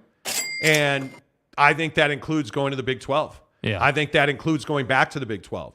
I think my opinion is they're going to have trouble getting a grant of rights done. I just don't, at this moment in time, and what I want to reiterate what we've reported because now everything we've reported on the Big 12, Pac-12 has been confirmed. Right. We have reported to you that Utah and the Big 12 have had extensive conversations, and Utah has told the Big 12, at this point, we're not interested right now because we feel like it would be a step back for us in research and education revenue, and we don't feel like we're a fit academically. We have told you that the conference is divided largely based on the amount of money. We have been told it's $22 million for 5 years, mm-hmm. $22 million per school for 5 years. We have told you that ESPN and the Pac-12 have stopped negotiating. They haven't talked. And now today, the New York Post came out and confirmed that they're not close to a deal. I feel pretty strongly that you're going to have a hard time getting a grant of rights in this conference. Yeah. And we have told you back to August that Fox and ESPN encouraged the Pac-12 and the Big 12 to merge. Pac-12 said no. They wouldn't even have the conversation. We have told you repeatedly that there is significant internal strife. And now that Oregon has a president that is incoming, I believe that internal strife is only going to grow louder. Mm-hmm. I just think that the road is very steep and it's full of potholes. And I don't think that you're going to be able to navigate all 10 teams to the finish line. And I think it's going to, not to be redundant, I think you're going to really struggle to get a grant of rights, and I think you're going to lose 2 members at a minimum. Yeah, I mean, I think the problem is once you lose those first 2, I mean, the snowball effect is massive. I mean, once it's out there and available that, you can get to the Big 12, with relative ease, if you will. Yeah. Then I think it's like, all right, cool. Well, if we can go and do this, why wouldn't we do this? And I think that's the tough part is like once something happens, then it snowballs. MJ Bissett gives us a $2 tip. Does ESPN or Fox have an incentive to negotiate? They do not. Fox is out. We also reported that back in, I think, September. Fox told the Pac-12 that it was not interested in Tier 1 rights and that they really didn't have space or bandwidth for more content. And then we, obviously we found out more depth about the Big 12's TV deal. We found out more depth about the Big 10's TV deal, which obviously Fox owns the Big 10 network and they have a significant piece of that. Mm-hmm. Makes total sense. We found out that CBS, I think we told you in October, November, CBS said we don't have the bandwidth for it because of our golf coverage, because they are committed to making sure that the Big 10 monetizes to its fullest ability for CBS, and that they want to continue to prioritize golf because they've lost a pretty good chunk of golf now to NBC and ESPN. Like it's the Masters is on ESPN, the early rounds, and I mean, like it's a big deal. Yeah. So NBC is also looking at this and saying, okay, well, we need to get a deal done with Notre Dame first, but by the way, NBC also did a deal for Big 12 Big 10 After Dark, where they're going to have a late window game featuring Big 10 teams. I don't know, like UCLA and USC. Huh, funny how that works. So the partnerships are not there. There's not bandwidth. ESPN has no reason to overpay. Mm-hmm. And again, if you didn't hear the news today, ESPN is going to lay off hundreds of employees. I think it's 700. Because it's all part of the plan. Was the number. And it is going to be high level talent. And knowing a lot of people at ESPN, it is really unfortunate that I think ESPN has made its position known through Disney. And the problem for ESPN is they're incredibly profitable right now.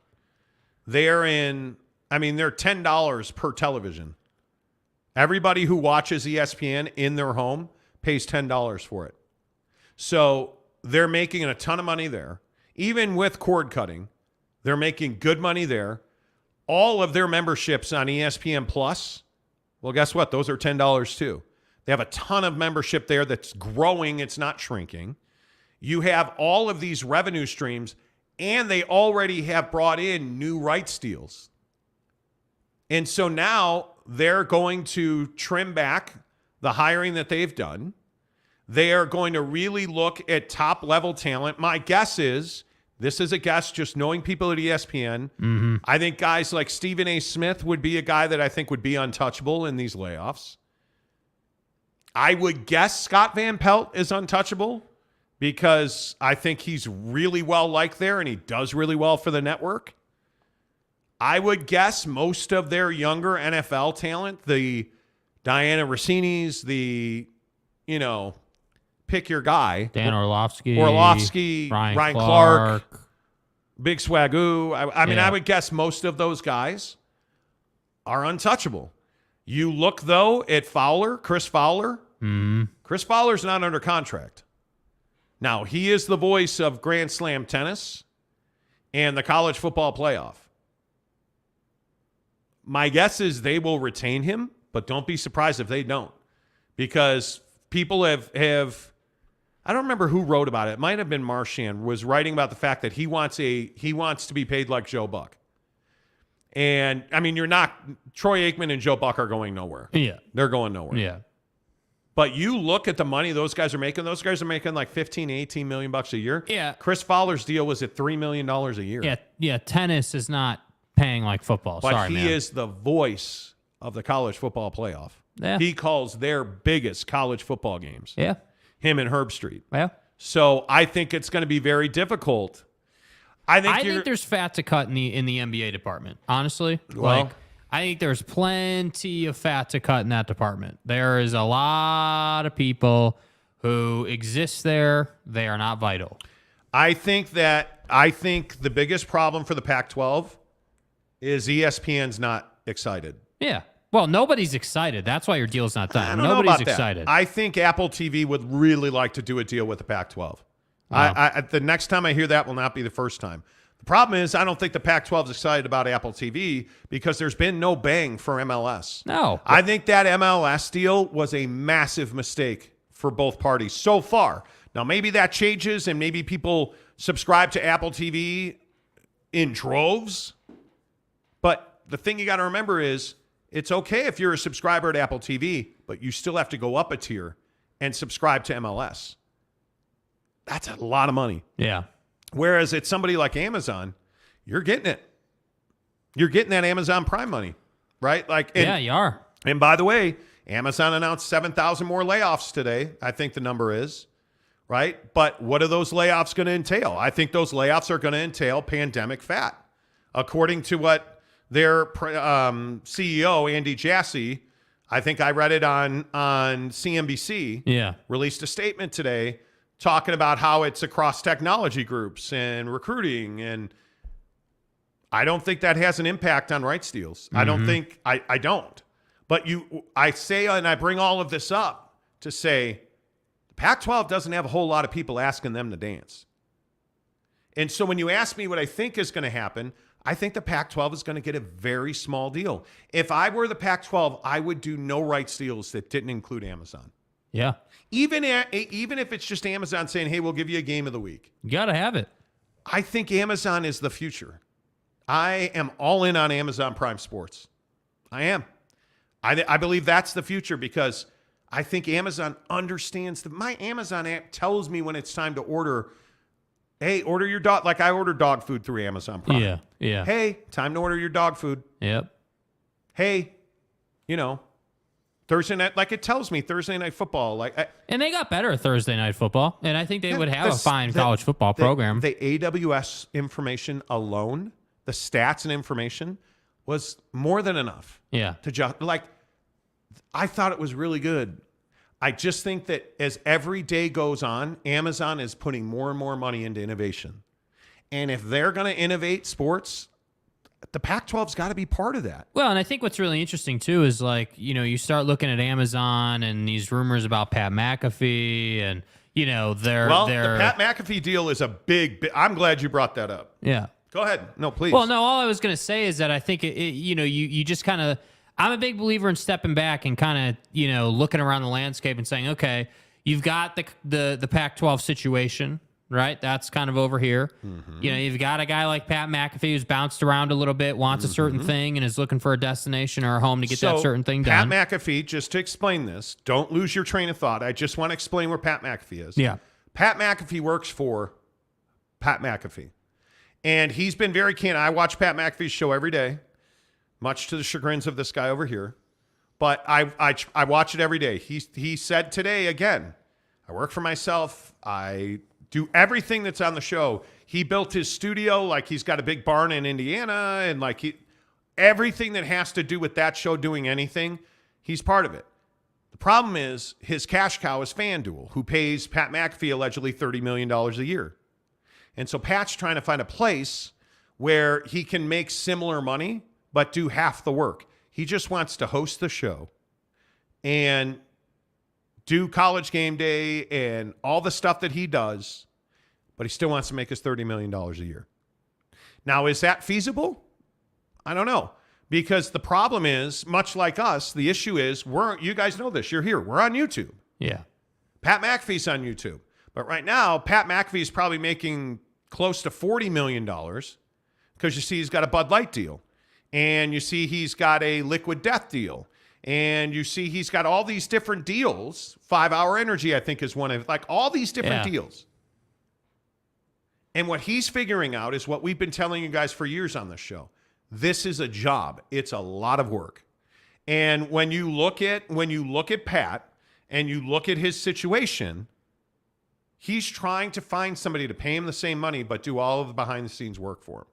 And I think that's going to be very difficult. Yeah, and I think that I resonate with that a lot. But I think, it's not easy, man. It's not easy to find that. And I think when we talk about Amazon, you've got the Pac-12 thing, you've got, Pat's situation and what he wants. Like, it's clear to me that Amazon is moving in the sports direction. I think that they, because of their ability and their resources and their infrastructure and their technology, they're someone that could really be a juggernaut in the space. And I think it's just a matter of just taking those steps. And that's why I say, like, it wouldn't surprise me if they got a game of the week. That wouldn't surprise me because they need to continue to add that programming. And that's why I say, like, when you step back and you look at the big picture, Amazon makes a really strong case for someone like the Pac-12. I mean, again, anytime the NFL is involved in something, it's making money. I mean, that's what the NFL is about. So that's why I say, to me, I feel like if Apple TV didn't exist and the Pac-12 could just get, what does it have? It'll have 6 games this year, but 5 games moving forward. If you could just get all those on Amazon, I think you'd be fine. It's not ideal, but I think you'd be fine. Yeah, you have to have courage, though. Yeah. And I know that's that not they do. easy. Greg Hawkins, member of the show, says, I always assumed Amazon would pay to use the Pac-12's infrastructure. Maybe. I don't know. I think that's a question. I think it's hard to say, really. Yeah, I agree. Mike M. says Apple or Amazon's reputation might force them to not let the Pac-12 fail, opposite for the Pac-12 network. Well, I just don't know what value the Pac-12 network has to anybody. Yeah. I mean, it is, I don't know. That's high-level conversation. Like, I don't know anybody that's willing to pay lock, stock, and barrel for all the switches and doorknobs of the Pac-12 network. I mean, they're themselves downscaling massively to a production house. Yeah. So I don't know. Chad Masters says the network shot their budget on Big 12, Big 12, Big 10, Big 12, and SEC. They don't have the scratch to pay a Pac-12, the Pac a bigger deal, in my opinion. I think they have the money. That doesn't mean they're going to spend it foolishly. Yeah, and I think the problem is like it's this whole thing where it's like, okay, if we paid that for, if we're paying, what is the Big Ten getting? 50 a year, isn't it, or is it 75 a year? $100 million a year. 100 a year. The Big Ten. Yeah, or the Big Ten. Yeah, like so. Hey, we're paying the Big Ten 100 a year. Okay, what does that mean the Pac-12 is worth then? And I think the trouble is that these TV deals are there's a lot of hypocrisy in them, right? Like on one hand, winning really matters. On the field, on the court, winning really matters. But then it also, in another way, it doesn't matter at all because, again, the Big Ten in the bigger picture is one of the worst conferences on the field, on the court. They're awful. They have 2 teams and that's it. But what do they have? $100 million a year. Like, so you see what I'm saying? Like, if the Pac-12 was more relevant, it'd be easier to justify 35 a year. But you're not, so it's not. That's the problem. Yeah. I think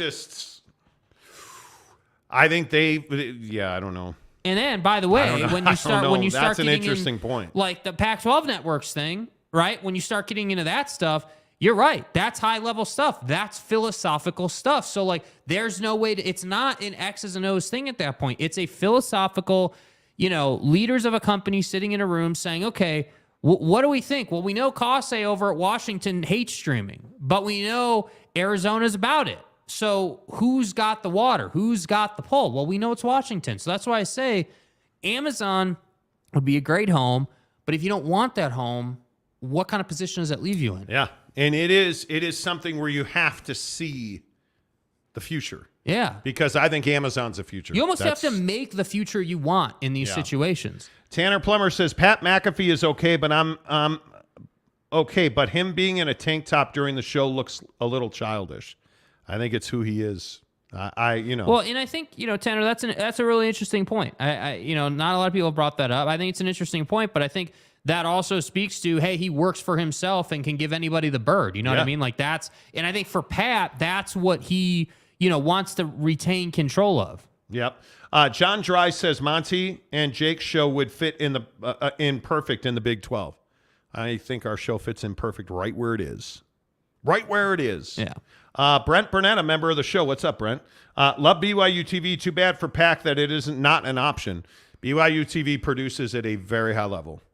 At a very high level. There's no doubt about that.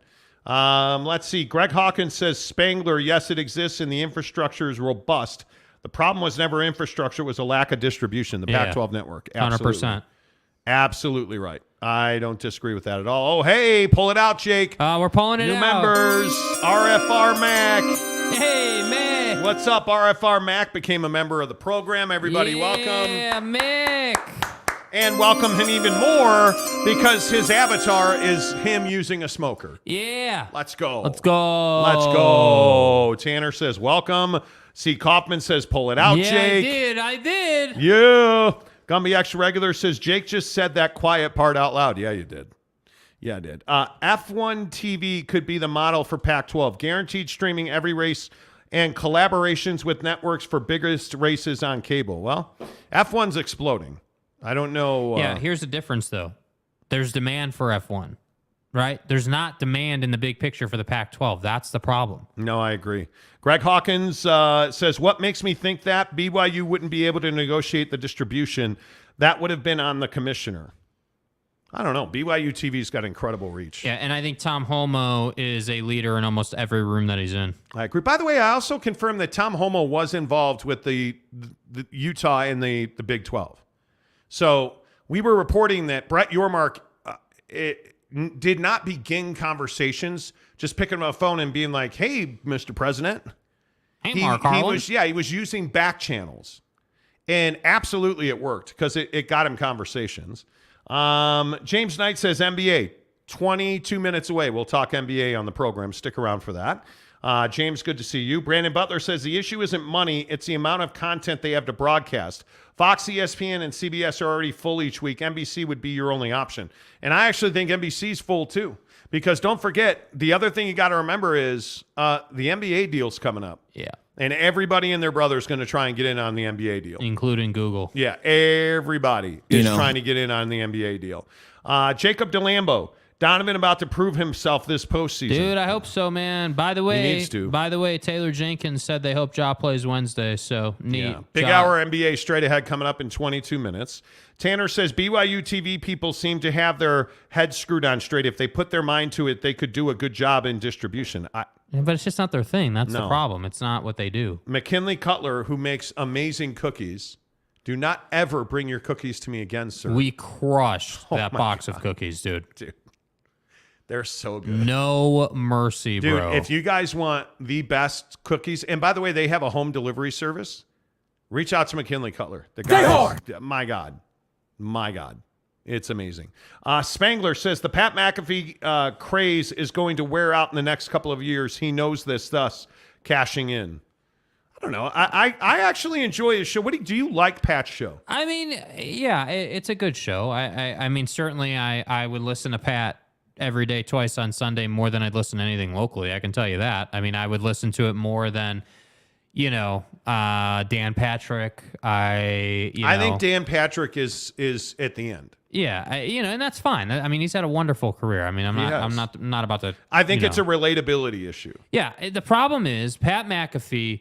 He gets too bro sometimes. I agree with Tanner in the sense that, okay, you're wearing a tank top which has a certain motif about it. I don't really mind the tank top 90% of the time, But when it's like the tank top and then they're like messing around and it's like, okay, cool, man. I understand that you custom built the studio.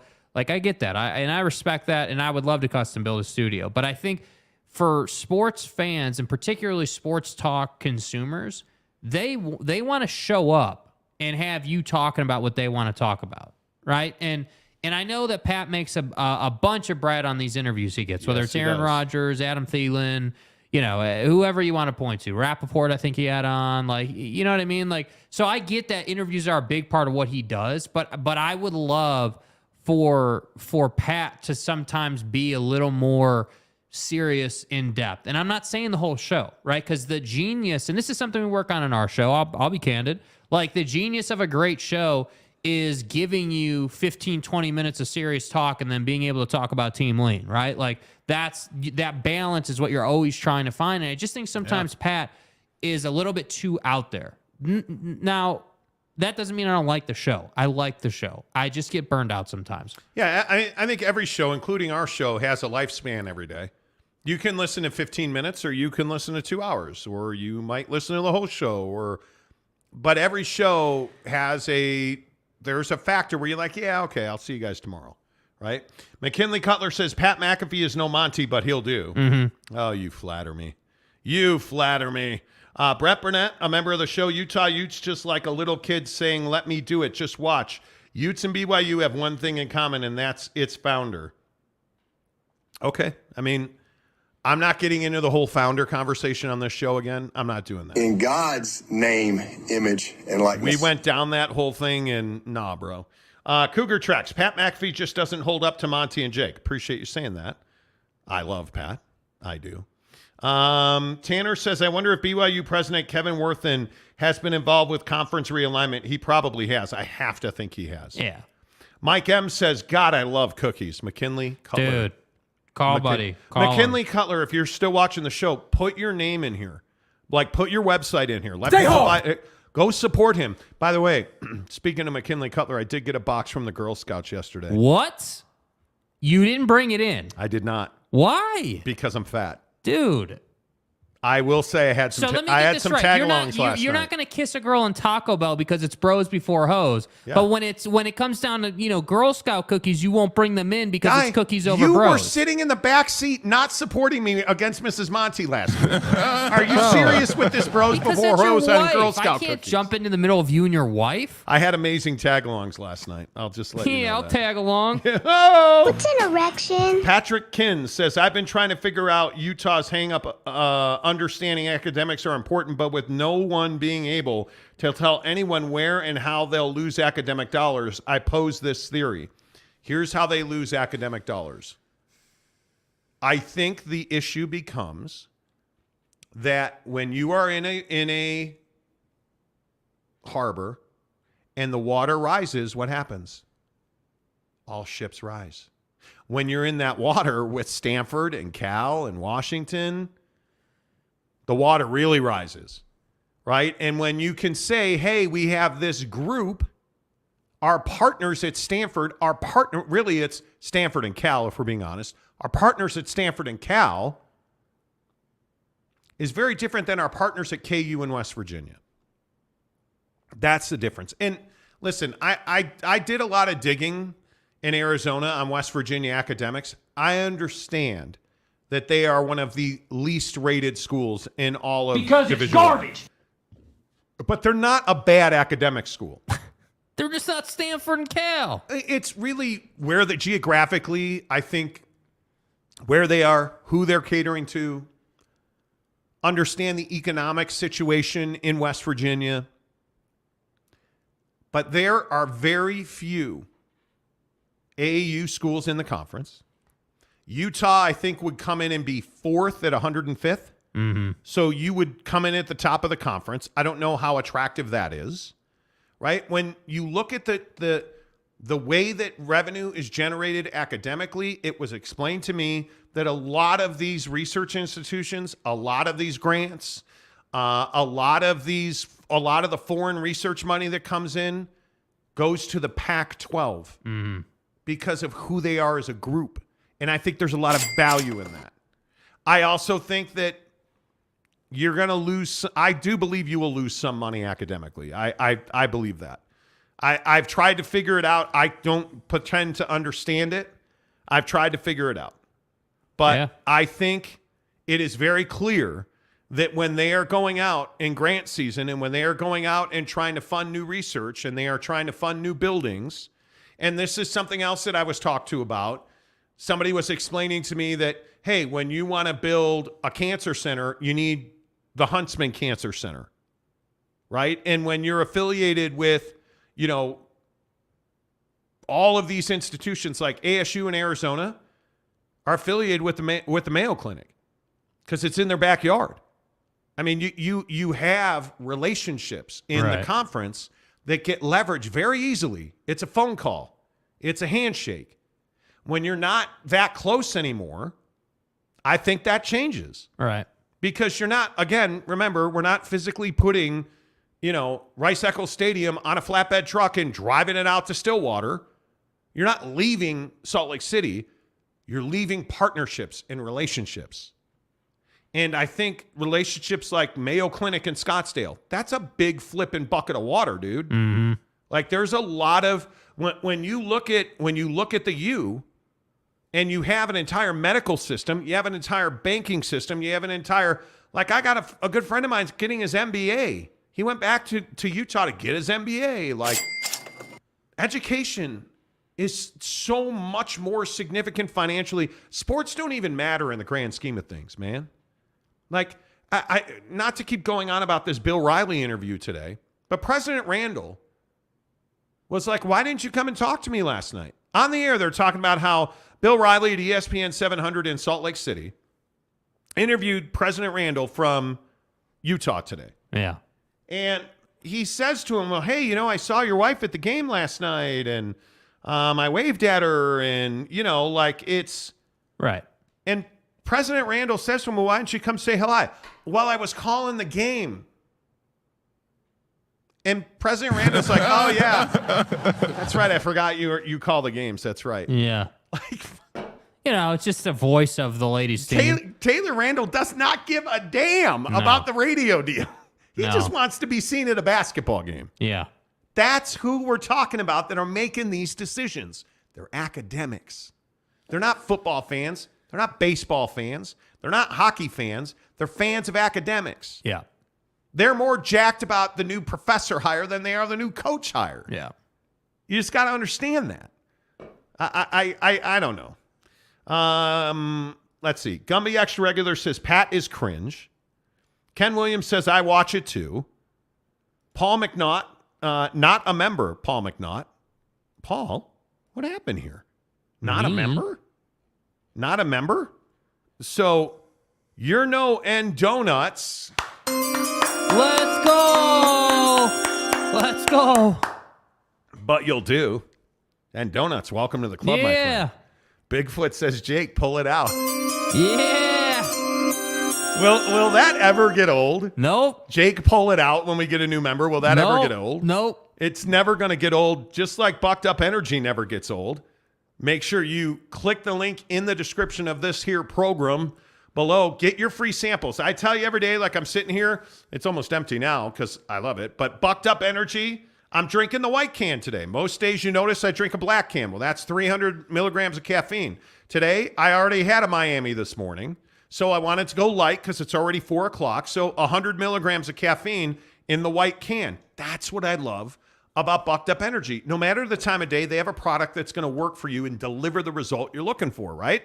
So don't take my word for it. Go to the description below. Click on the free sample link because what you get is 3 free samples, but you also get an amazing shaker cup from Bucked Up. I put 50 ounces of water in here, which is freaking unbelievable. And look at this thing.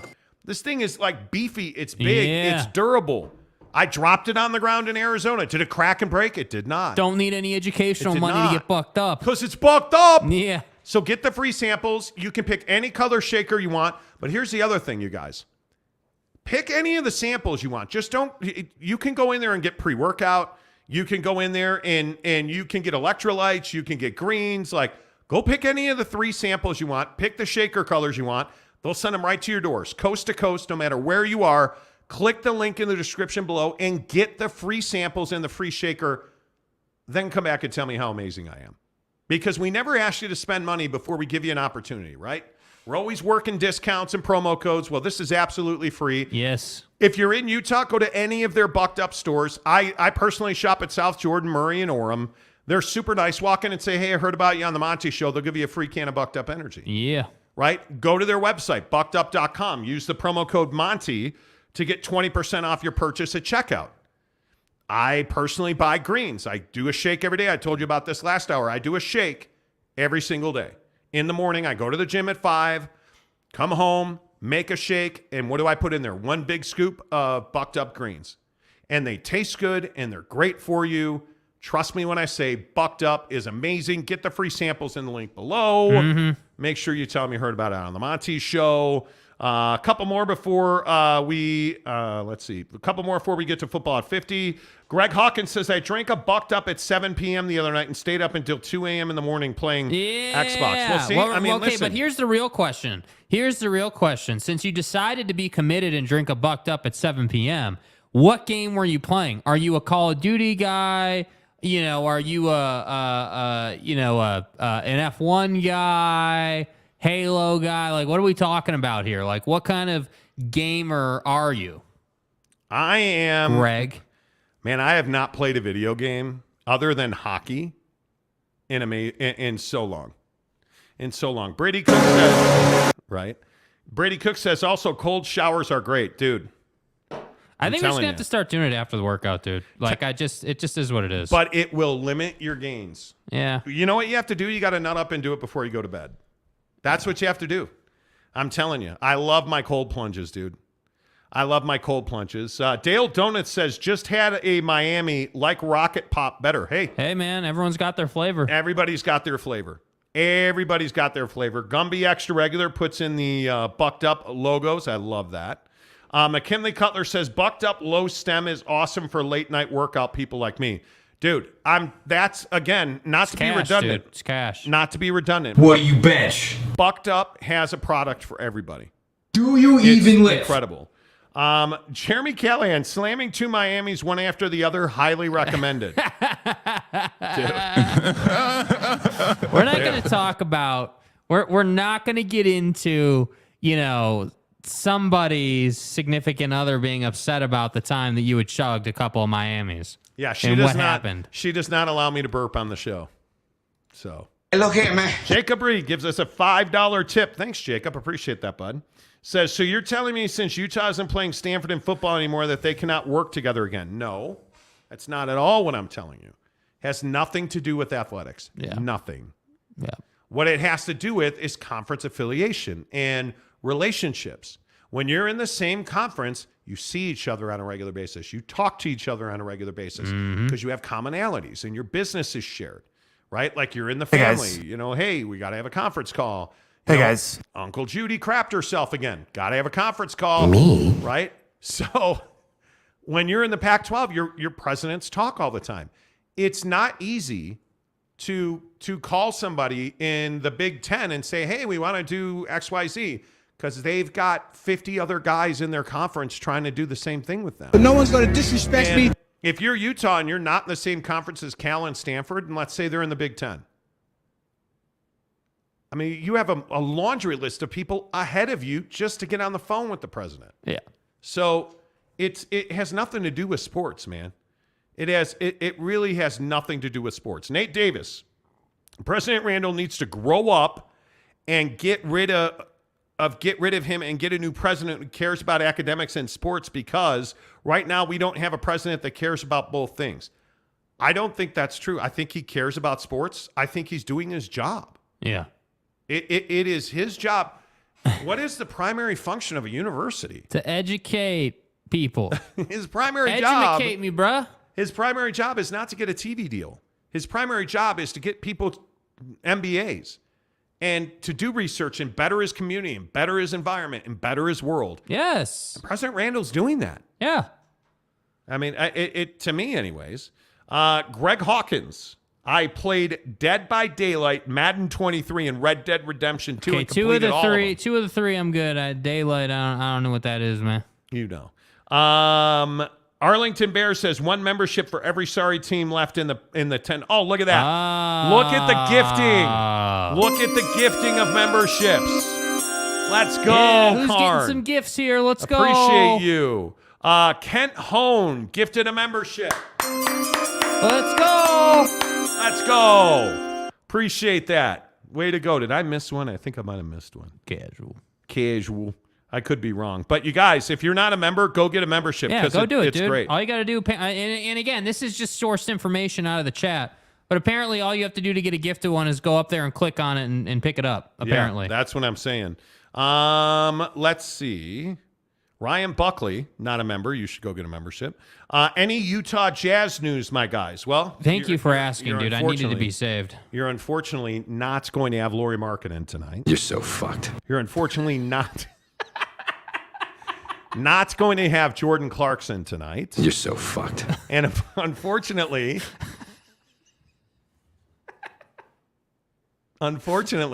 you are not going to have Colin Sexton tonight. Whatever. Exactly. This hour of the show presented by our good friends at Papa Murphy's Pizza.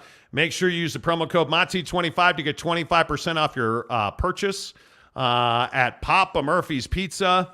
I'm telling you guys, pizza making's important, I will say. Yeah, there's a technique. I had some really crappy pizza the other night, and the first thing I thought was, if I'd bought this pizza, it'd have been Papa Murphy's Pizza.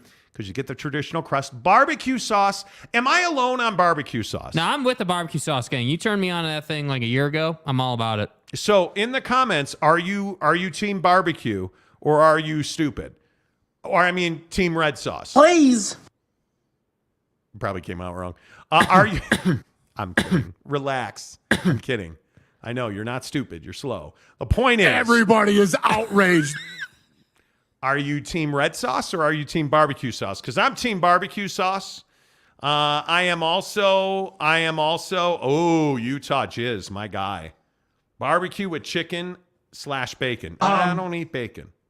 I don't eat bacon. See, Tanner, I don't know what's been going on with you. Yeah, why have you been likes to fight guy, bro? You are just likes to fight guy all the time. What happened, dude? No, and then there's going to be extra regular who's like, oh, pepperoni, bro. Dude, see, we used to have a guy in the show named Caleb, and then he went and got a real job, and now I think he can't listen live. We don't do pepperoni on this program. Come on. Dude, come on. Come on. His standards don't matter. Patrick Kintz, Randall is an incredible businessman, and the money is in education, not sports money. Is pittance comparatively. Exactly right. It is, but yeah, it's the classic, hey, sports makes pennies on the dollar compared to education, but sports is the one you hear about all the time. Let's see. Austin Apiersky, I think I accidentally accepted the membership gift. Does it lock me into something? Nothing. Jeez. People are misinterpreting what I'm saying. Look, man, we went to the Jazz game. I got my free jacket. Austin, dude. You guys can bro, Dude, just put a card on file. It's fine. It's fine. Free 900, dude. Yeah, dude. If I knew what I was going to fucking do, I'd have already done it. Just pick it up. It's fine. There is no... No, there's no commitment. You can cancel at any time. Yeah, it's fine, it's dude. Not, you're fine. Yeah. And it's $2. Relax. It's literally $2. Stay hard. It's fine. Let's see. Mark Hales gifted a membership. Oh, time to pull it out. Hang on here. All right. Hey, let's go. Let's go, Mark Hales. Mike Dottie gifted a membership. Hey, Dottie. Jason, with no last name, gifted a membership. See? This is fun. We like this. Jason, you should just change your name on YouTube to no last name. You like this? UConn fan gifted a membership. Let's go. Congratulations, UConn fan. Austin Apiersky. Robbed of a membership.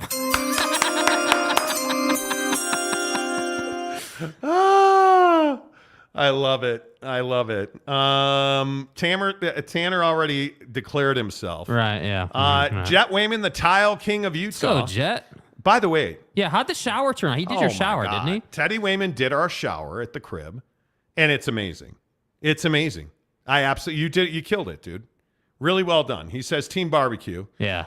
Jeff Johnson says, I guess I'm stupid. I guess I haven't tried it yet. You got to try it, dude. Trust me, dude. Just go barbecue, regular crust, barbecue sauce, cheese mix, chicken. Tomorrow night when Team USA wins the World Baseball Classic, you and I, let's go. Okay, 2 seconds. Is anybody watching the World Baseball Classic? Nope. Because you should. Gumby Extra Regular, red leaners. Okay. Oh, you're a red sauce and a leaner? You're so fucked. Oh, man. Dude, come on. That's not good. That's not good at all. What are we talking about? Mark Hale says, please don't pull it out. Travis Bird. All right, maybe we do transition. Oh, yeah, dude. Show him the video real quick. I want to make sure he sees this. Here's Travis Bird selling out for the Monty program. Let's go. Hey, Simon, can you say hello to the Monty Show? Hello, Monty Show. We love you, man. Hey, thank you. I love you, baby. Simone, Simon, Fontecchio, same thing. Oh, by the way, there's more. So, Baji, Rookie of the Year, you're going to be so good. Can you say hello to the Monty Show? What up, Monty Show? All right, thank you. What up, Monty Show? You know what I'm saying? That's Let's go, what Travis. members do. Let's go, dude. That's what members do. Dude's out on the street, boots on the ground. Let's go. Let's go. Let's go. Hell yeah. Way to go, my guy. Appreciate that very much. Here on the Monty Show, every single day we are presented by The Advocates, theadvocates.com. Ooh, 2 hours down. By fast, dude. Ooh, crushing it. 2 hours down. Please, if you have not yet, hit the like button. We're at 178. We love getting our 250. And how about that? And Donuts gifted 5 Monty Show memberships. Let's go. Hold on. I gotta give credit right here. And Donuts, didn't he pick up his membership today? He did. Now what has he done? He's paid it forward. See, Let's so if go. you pick up a gifted one, gift at least one more. That's how it's done right there. WW. Let's go. Gifted a membership by N Donuts. Let's go. How about Landon? Boom. Gifted a membership. Landon, welcome to the club. Danny Guzman. Boom. Bro, I think we just got 5 more gifted. Oh, did we really? Yeah. How about that? Raptor 88 with 5 more. Let's go. My guy, Raptor 88. Clutch up. Let's go. Dude, if you don't have a membership now, you're a casual. Yeah, now you're just have making no excuses. Excuse, dude. Vorlon Angel 1811 says, hey, I made it. Vorlon, good to see you. Tyler Edit says, wow. JW says, thanks, Arlington Bears. Thank you, Arlington Bears. Jeff Johnson says, I love Travis. Dude is always stoned. It's awesome. Travis is my guy. Travis is our Travis Bird. Okay, so let's see. Where's the mayor of Montytown? Where's Mayor McCluskey? Yeah, where's Buddy? Mayor McCluskey is the mayor of Montytown. You know that what title did we give to I hate to say Super Soaker. But no, what that's title? the title, dude. What title did we give to Tanner Plummer? Isn't he like the producer? Did. Yes, you He is the did. producer of the the Monty Show. executive under the executive or something. I don't like remember that. who the Mike Maples. Maples is the executive in charge of production. That's right. Whereas Tanner Plummer is the executive producer. I believe that now Travis Bird is the official, Secretary of State? Street videographer, Secretary of State? Ambassador? There you go. I like it. Let's go. Yukon Fan says, Monty Show community is awesome. It's ridiculous, you guys. Dude, seriously. What we have been able to grow on this show is insane. I don't even know how you explain it. I don't know. Hey. Austin Napierski gifted 1 Monty Show membership. There you My go. guy. See? Way to go, Austin. Pay it forward. That's what I'm talking about. Cruz gifted a membership by Austin Napierski. See? Austin picked one up on accident, I think, and so he gifted it and it got picked up. Let's go. It's that easy. Yeah, where is Mayor Bolton? Jeremy Bolton is He's the not mayor here. of He's not Montytown. here right now. I don't know. Absolutely. There's no doubt he is. Kurt Myers, who's a member, says Bolton's no longer the mayor. Yes, he is. That's my guy. Okay, yeah. Greg Hawkins wants to be the gatekeeper. Done. What does that mean, though? What does that mean? The gatekeeper of what? I don't know. Mr. Preston says the DM chat is amazing. Yeah, for $10 a month, $9.99. Yeah. You get into our Instagram members only chat group.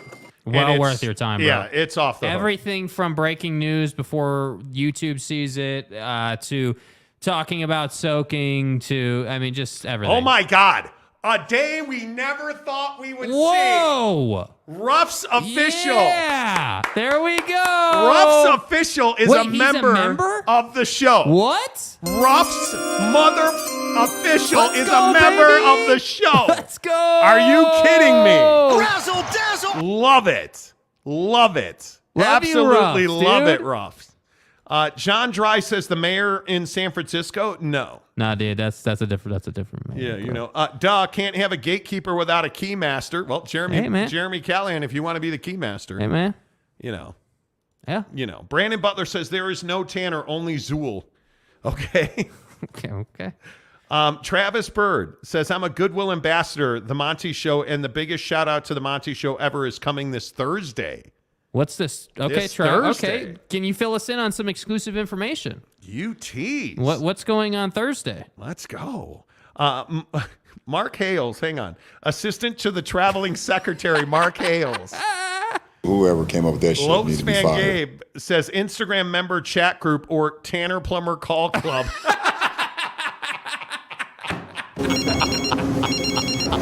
Okay, so insight for those of you who are not in the Instagram group.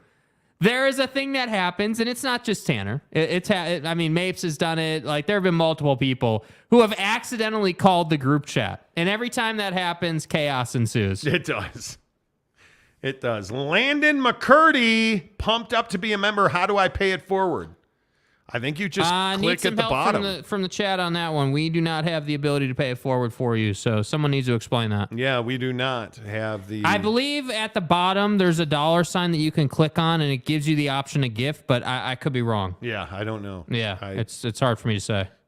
Jet Wayman, the Tile King of Utah, says, gotta love the calls on the chat. You know. Haha, so true about Tanner. Exactly right. And Donut says at this point, at this rate, the Monty Show can bid on the pack. Yeah, I mean, that's we what should. I'm talking about, bro. We Let's should. go. Jeremy Severe says, Ruff is a member. Congrats. Welcome. Okay, that goes, now, you know what I'm going to do? There goes the neighborhood. You know what I'm going to do real quick? I need to check what level of commitment Ruffs is at on the channel. I need to know what level did he get in on. Little Jizzy wants to know, how do I cancel my gifted membership? I don't know. Dude, I don't know, bro. That's not our department, bro. Mr. Preston, has anyone ever answered the call in the DM chat? I don't believe so. No, he's not. You know, Kurt Myers says, I want to be the merch director. We need good merch. Dude. We have good merch. Yeah. The guy just needs to print it. Yeah. And for all of you who wanted a birthday bash shirt, I will be getting to that this week. So, you know. Okay.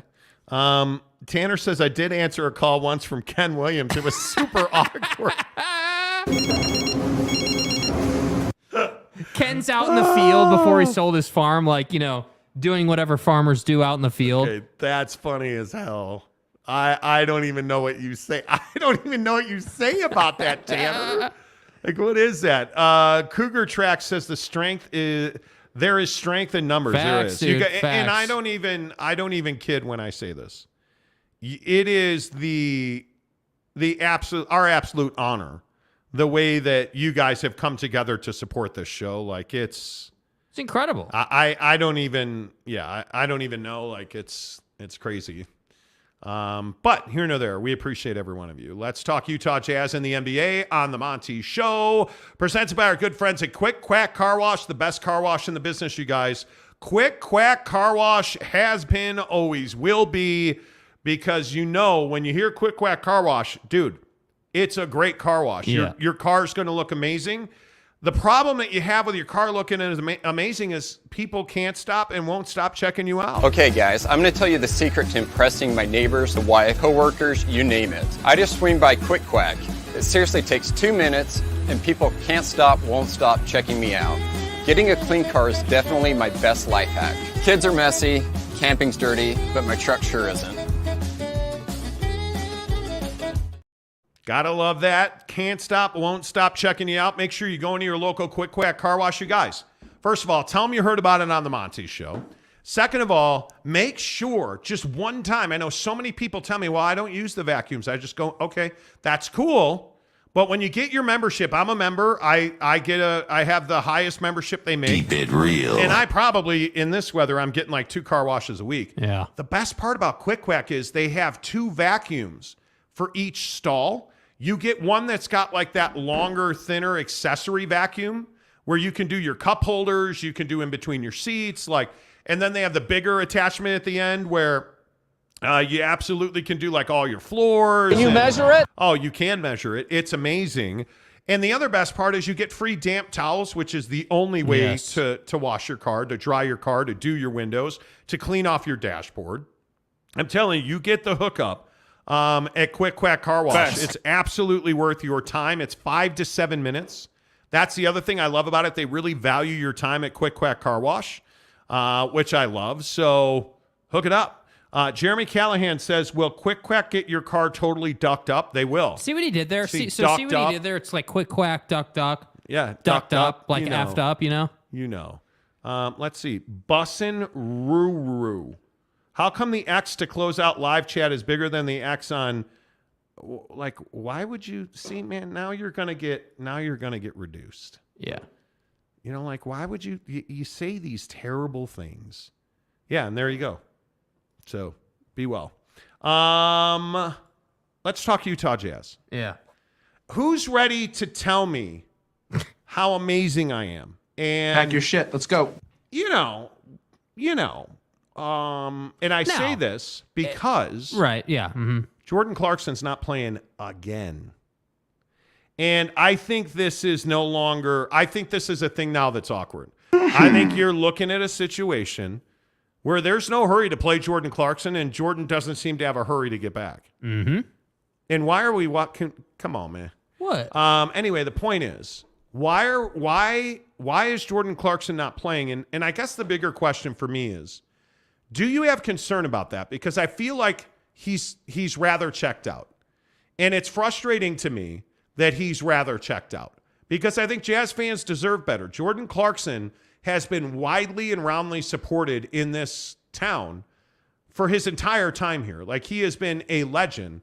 And Jake, it's a little frustrating to me that he's not playing right now. Yeah, but I think it's hardly surprising. I mean, and I don't think it's any shade towards Jordan. Like, I think that Jordan Clarkson, expressed his situation earlier this year. And again, like, I hate doing the whole I told you so thing, but I kind of feel like this is one of those things. Like, we basically, talked about at the trade deadline, and they chose not to trade him. We talked about the fact that, hey, like, Jordan Clarkson has a particular situation, which he told you ahead of time. You have an affinity with him, Ryan Smith. So now he's not playing. He's not in a hurry to get back. You're not in a hurry to get him back.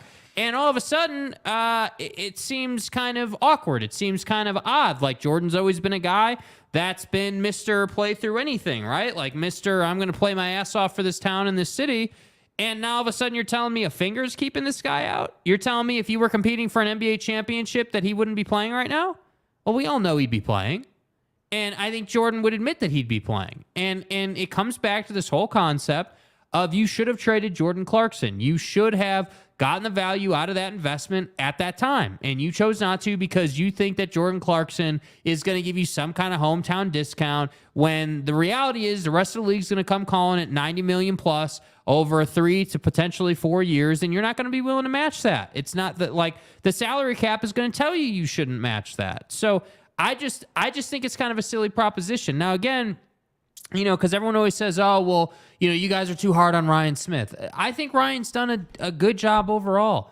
This is one of those things that I adamantly disagree with Ryan Smith about, though. And I'd love to be able to say to Ryan, hey, man, what is the logic? What is the affinity with Jordan Clarkson? Like, ultimately, this is a business. I understand he's a good guy.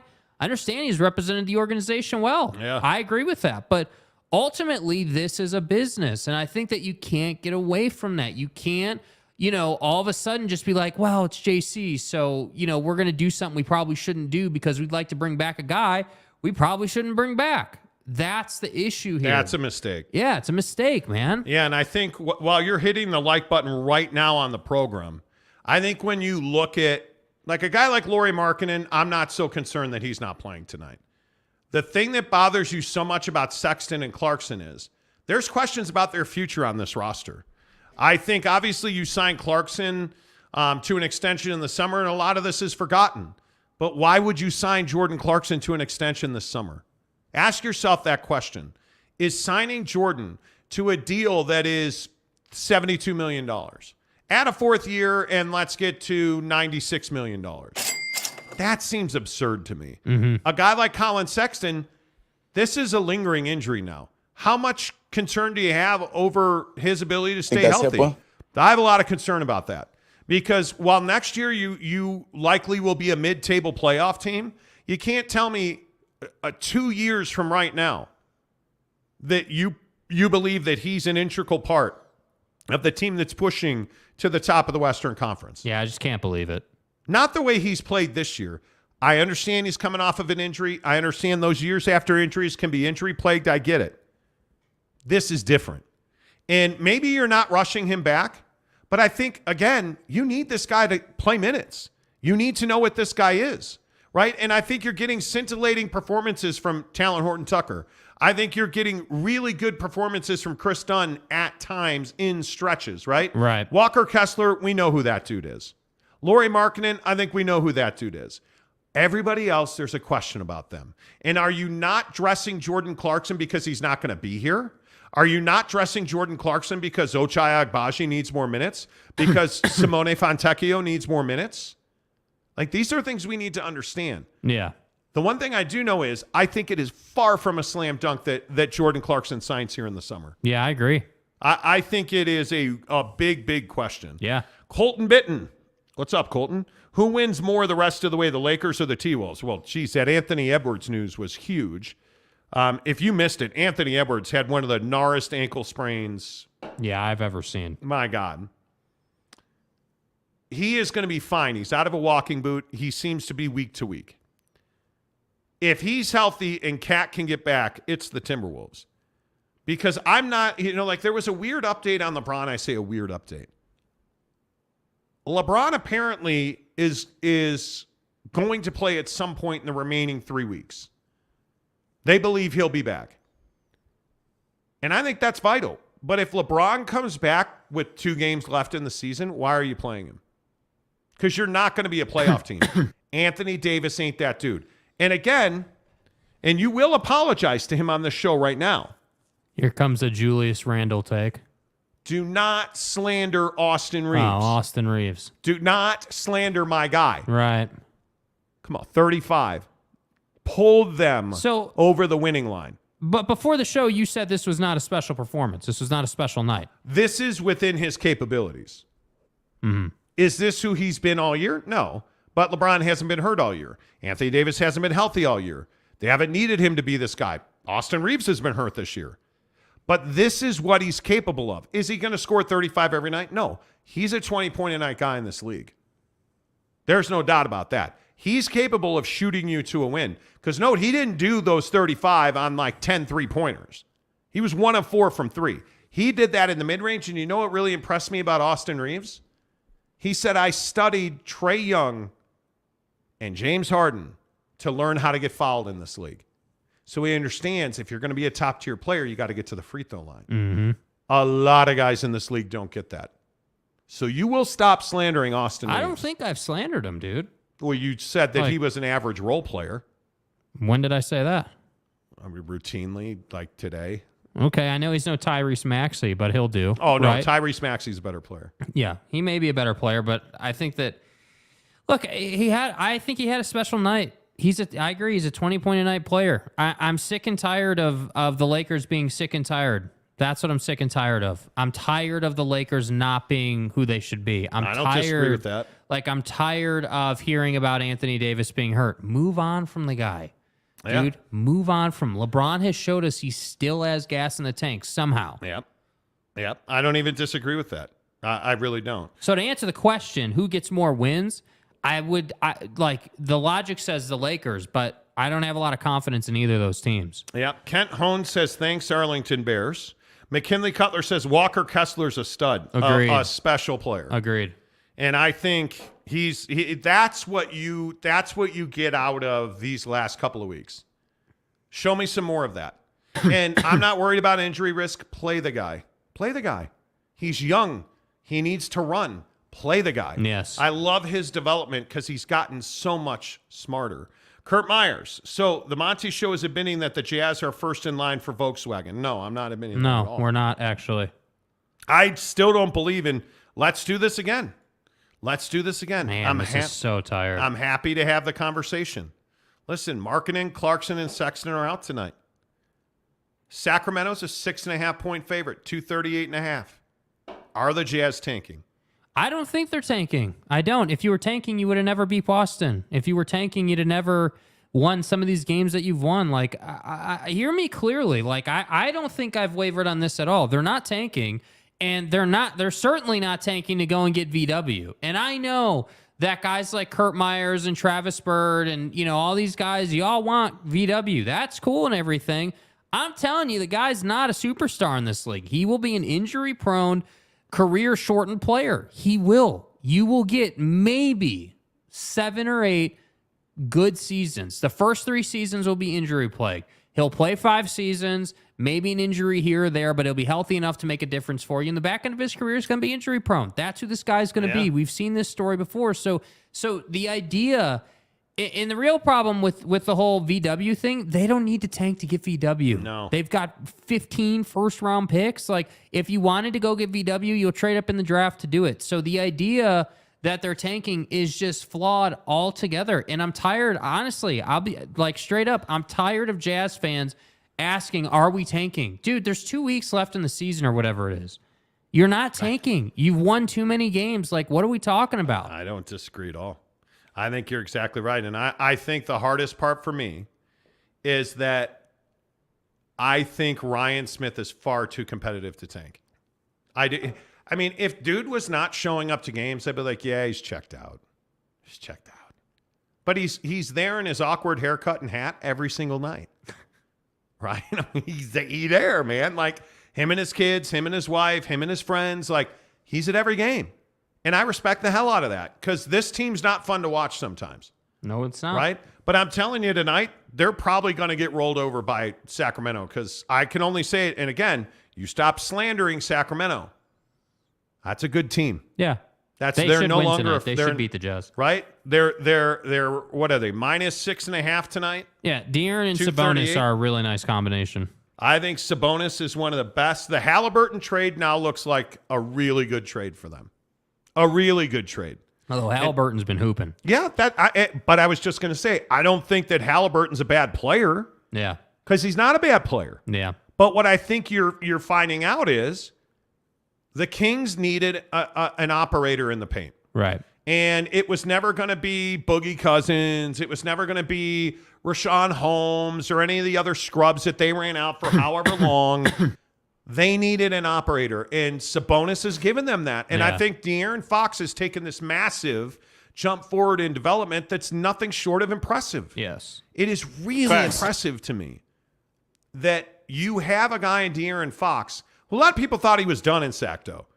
And now, every night, it seems like the guy's flipping on the switch to turn the beam on in Sacramento, and I love it. Yeah, I mean, I think he's put effort into developing, and I think when you do that, you get a breath of fresh air, and people take notice of it.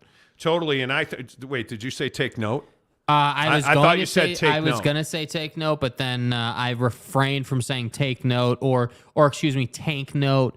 They took notice. They took notice. They did take notice. I think it's... By the way, can we get 3 more likes, please? YouTube machine says we're at 197. Yeah, come on, you dude. guys. Can we please get 3 more likes? Yeah, I mean... I'm for real. We're at 197 likes on the show. Let's go. Please hit the like button. Makes a huge difference on the program. Hook it up. Let's get some of your comments in here. Travis Bird, who is a noted VW supporter. I'm pretty positive the Jazz do not want Victor. I would agree with that. Mike M says PEDs usually cut longevity. LeBron's been pretty healthy for a long time. Why do we do this? Oh, man. Like, I have 3-4 people that DM me a fake story on LeBron James failing a steroid test, and that's why he's out. Oh, Michael Jordan was gambling. That's what. Who cares? Who cares? LeBron's out because of a steroid. Really? Hell out of here with that. Really? So that whole act on the floor was just an act. Him rolling around saying, I heard a pop, like that's an act so that they could suspend him for steroids. Like, why do we do this? He's a physical freak of nature. He popped out of the womb with pubic hair. What do you want from me? The guy is a physical freak, bro. And I'm okay with it. I'm okay. I guess I am just a little different in that I'm not like some little millennial bro. Hey, man, I hate LeBron. Oh, what a loser. I respect the hell out of what he's doing for us as basketball fans. Am I a huge LeBron fan? I'm not. I never have been. Grew up in an era in Chicago where there was some guy named Mike, right? Who's a terrible owner in Charlotte, and please sell a team soon. Obviously not. Just make me great shoes. But LeBron, it's remarkable what he's doing. Mm-hmm. It's remarkable the level he's played at. It's remarkable to hear the guys on that roster talking about how he spends time with them and talks with them and mentors them and works out with them. A lot of guys didn't do that. Mm-hmm. LeBron does that because I think he genuinely understands if the guys around him are not good, he's not going to win. Right. Right? They go out and they make the Beasley-Vando trade. Do you really think he got a drug suspension? Crack, ice, boom, it makes pow. me crazy, dude. It makes me crazy. Yeah, I think LeBron's got a lot of haters, and I'm not a LeBron fan, but I'm definitely not a hater. Gary says, why the hell are all the Utes being vocal now? We've been shut mouth for months, and now we're all rah-rah. Something is up. Yeah, I mean, yeah. Eminem says, I love the Monty fan voice. Hey, listen. Guys. Let me just tell you. Guys. I love the fan voice, too. One of my favorite things is, Eminem says, Monty, be different. Well, it's all that ice, boom, pow, and stuff. I've never taken steroids. John Dry, who's not a member of the show, you Somehow. weirdo. It's because the Utes allegedly were never invited to the Big 12 or the Big 10. No, I think they could join the Big 12 right now if they want. Lidocaine and B12. Chael Sonnen came out and said he takes the same PEDs with LeBron. And Chael Sonnen is at all credible after the stuff he's done? I've never taken steroids. Come on now. Brent Burnett, LeBron is not that great compared to others. Fuck off. Like, are you serious? Dude. What are we doing? Why do we this comment right here is exactly the problem. Oh, LeBron's not that great. Like, for instance. You can just hard stop it. LeBron's not that great. Are you serious? The guy's 71 years old, dude, and he's still dunking on you. What are you talking about? LeBron's not that great. Hey, man. What? Look. Like, what, am I the only one? And I freely admit I have no life, but am I the only one that watches a ton of basketball? And this bro is playing the best basketball of his life. Mm-hmm. It's not PEDs. It's not. I've never taken steroids. Guess what? I have no idea if he's better than Jordan because they didn't play in the same era. Too bad. I don't know if he's better than Kobe. I don't know. I don't care. I really appreciate what he's doing now. And the ridiculous comment of LeBron's not that great. Yeah, he is. Yes, he is. What are you talking about? Man. Fucking A. Michael Peck says, what's up, y'all? Well, welcome to the show. Hey, y'all. Welcome to the show. John Dry says, sup, Michael Peck. Main Event says, just curious, Chael Sonnen is a whack job. This man was a bona fide scrub. He will say anything to get a camera or a quote on him. Yep. He will say, exactly, Michael Peck. Chael is a top-tier troll. Yeah. How about that? Whoa.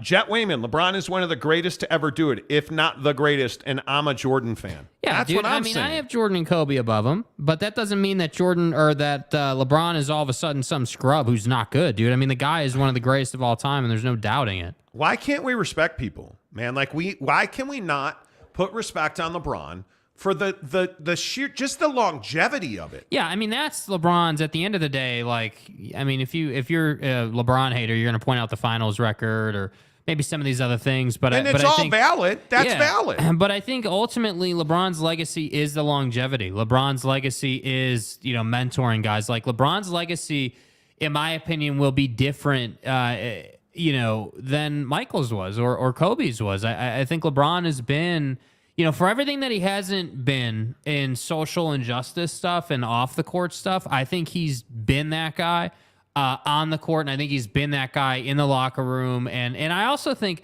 and nobody seems to want to acknowledge this either, I think he's been a good dad. I think that he's been there for his kids, which I think is super important. You know what else he's been? He's not been a problem off the court in the era of social media. Michael Jordan never had Twitter or Instagram. Yeah. Right? Did you guys see what happened to JaVale McGee? Like, JaVale McGee's in an arena as a fan, and some guy's walking up, filming him and yelling and screaming at him. Yeah. Like, do you understand the things LeBron's... Next comment. Boyd Lake, it's rare to find an athlete of his caliber that even close to as durable. Tom Brady. It's crazy. Brandon Butler, most dudes don't get to one finals, let alone 10, you casuals. Yeah. Yeah. And I agree. It's an issue that Bron has not won more. I think if he had won 6, he'd be the greatest of all time and it wouldn't be in dispute. Yeah, I would agree. And I think the dad thing is important. He's been a phenomenal father. Not a good father, a phenomenal father. Yeah. He is, yeah. Gary says, Jordan, Kobe, Bron, stop hating greatness. That's what I'm talking about. That's what I'm saying. That's what I'm talking about. By the way, are the Lakers making the playoffs? Because I think this is Obviously a huge question. Huge. Yeah, I mean, like you said, if Bron comes back with 2 games left, they're not making the playoffs. And it's really sad because I feel like Anthony Davis should carry more weight, but he just doesn't. Yeah. He just doesn't. Yeah. Never been that guy. And that's what's frustrating. That and then this, you're going to slander Joel, I'm sure. I'm a little worn out on the Joel's not a clutch player crap coming out of the NBA right now. Joel is a clutch player. I would take Joel Embiid over Nikola Jokic. I would. If I needed a bucket, I'm taking Joel Embiid all day. Who's the MVP? I think it's Joel. No, it's Julius Randle. No, I'm kidding. I agree. It's Joe. I think Joe is the MVP. I think Joel Embiid is everything you want him to be. I still maintain that Fat Ass has had a better year than anybody thought that he would. Fat Ass? Is that a Zion Williamson reference? Is that... No, James Harden. James Harden. Yeah, he's got crabs in his beard. So get your facts straight. He's got crabs in his beard. Facts? What?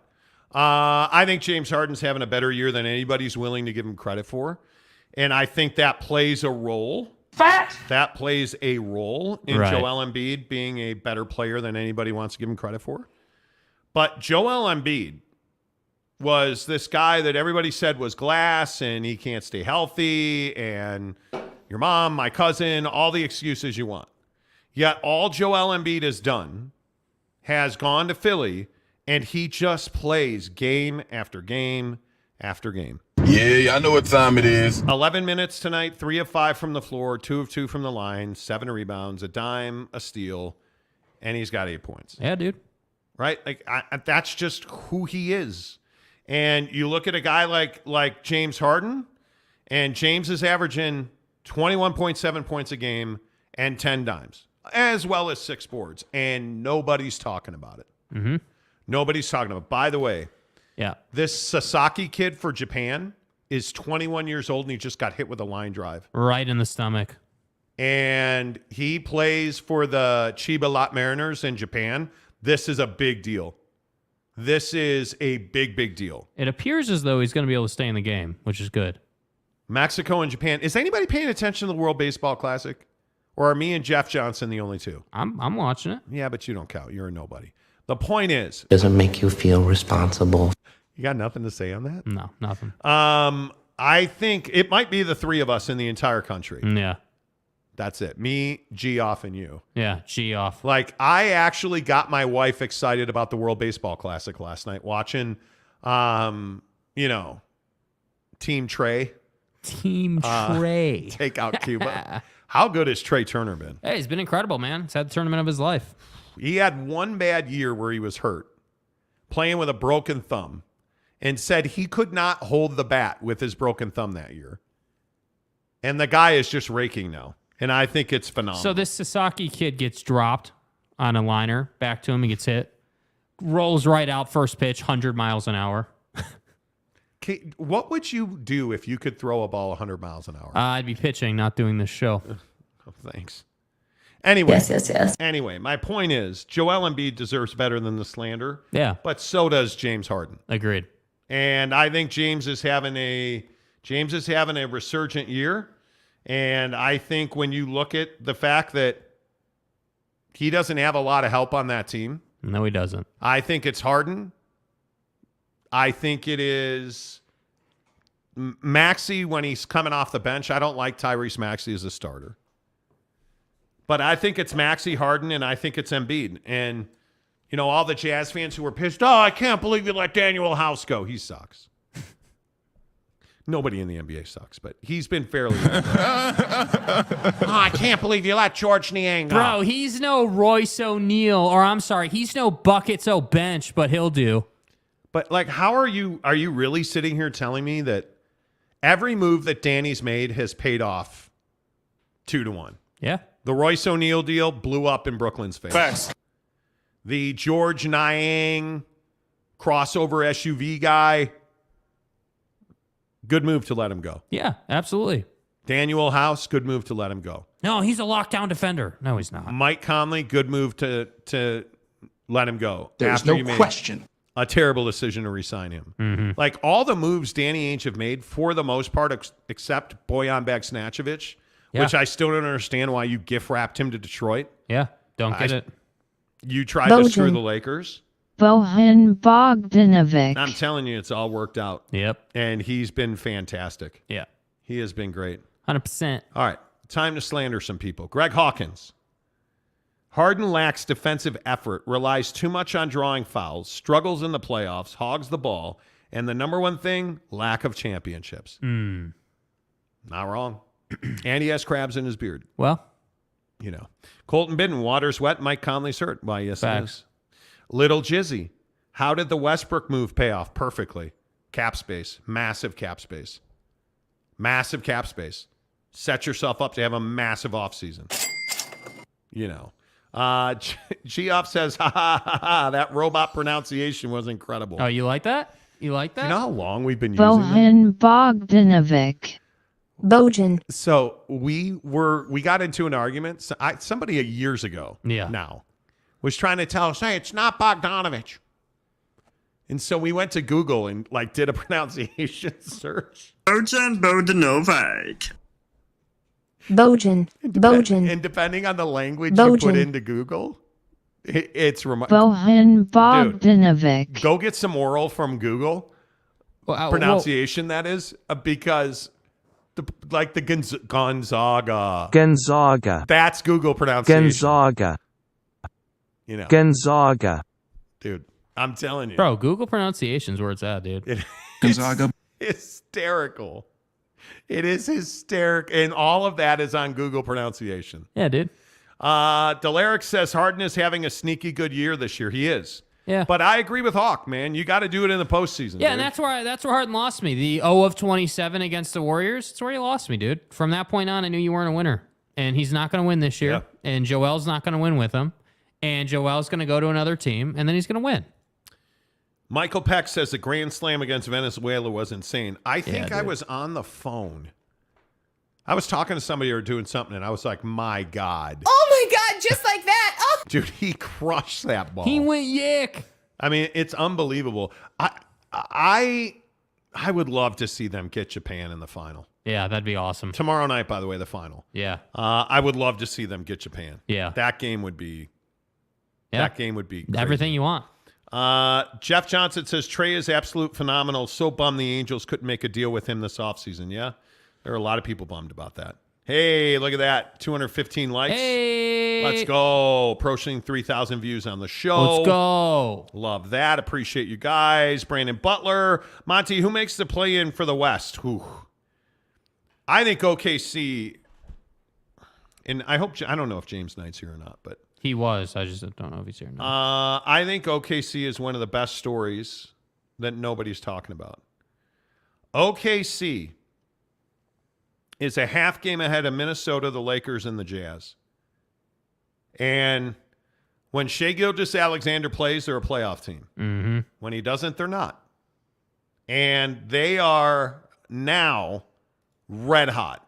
Mm-hmm. And they are playing incredible basketball. But they've beaten the Suns, Nets, Spurs, and Pelicans. Mm-hmm. Warriors and the Jazz twice. Losses at the Suns, at the Raptors. They're going to lose to the Clippers. Yeah. So I guess the question comes down to, when I look at OKC's schedule, 2 in a row at the Clippers, then the Lakers. So Tuesday, Thursday, Friday in Los Angeles. Yeah. And then at Portland. Anybody want to explain to me Portland? Because I can't figure them out. Charlotte, Detroit, at Indiana, Phoenix, Golden State, Houston, or Utah, Memphis. Is Golden State there or in Golden State? That's at Golden State. Yeah, that's a win for So Golden State. I can't see OKC making the playoffs. Yeah. Well, let's look at the Los Angeles Lakers. Los Lakers. Phoenix in Los Angeles, Wednesday. That's a loss. OKC in Los Angeles, Friday. Win. Chicago in Los Angeles, Sunday. Should be a win, but they'll probably lose that one. At Chicago, Wednesday. Definitely a loss. At Minnesota, Friday. Loss. At Houston, Sunday. Win. At Utah, Tuesday. Man, I want to say win, but at the LA Clippers, Wednesday. Loss. Versus Phoenix. Loss. Finish out Sunday, April 9th against Win. the Jazz. So is Braun back by the Houston game? I think he's got to come back by the Houston game. By Sunday, April 2nd, he's got to come back for those last 5 games. And they have got to keep AD healthy, Yes. and they've got to keep Austin Reeves healthy. And you have got to get better play, more consistent three-point shooting out of Malik Beasley. Yeah, 100%. I think they have a really good chance. He's been good for them overall. I mean, he has been, but he was cold. He had a long, cold stretch. Now, yeah, he did. Here's the team that I think is going to have a very tough time making the playoffs. The Utah Jazz. Sacramento, Portland, Milwaukee. They're going to lose 2 of those 3. I think they'll beat Portland on Wednesday. At Sacramento, loss. Phoenix, Loss. Monday, loss. Although Phoenix likes to lose some games they shouldn't.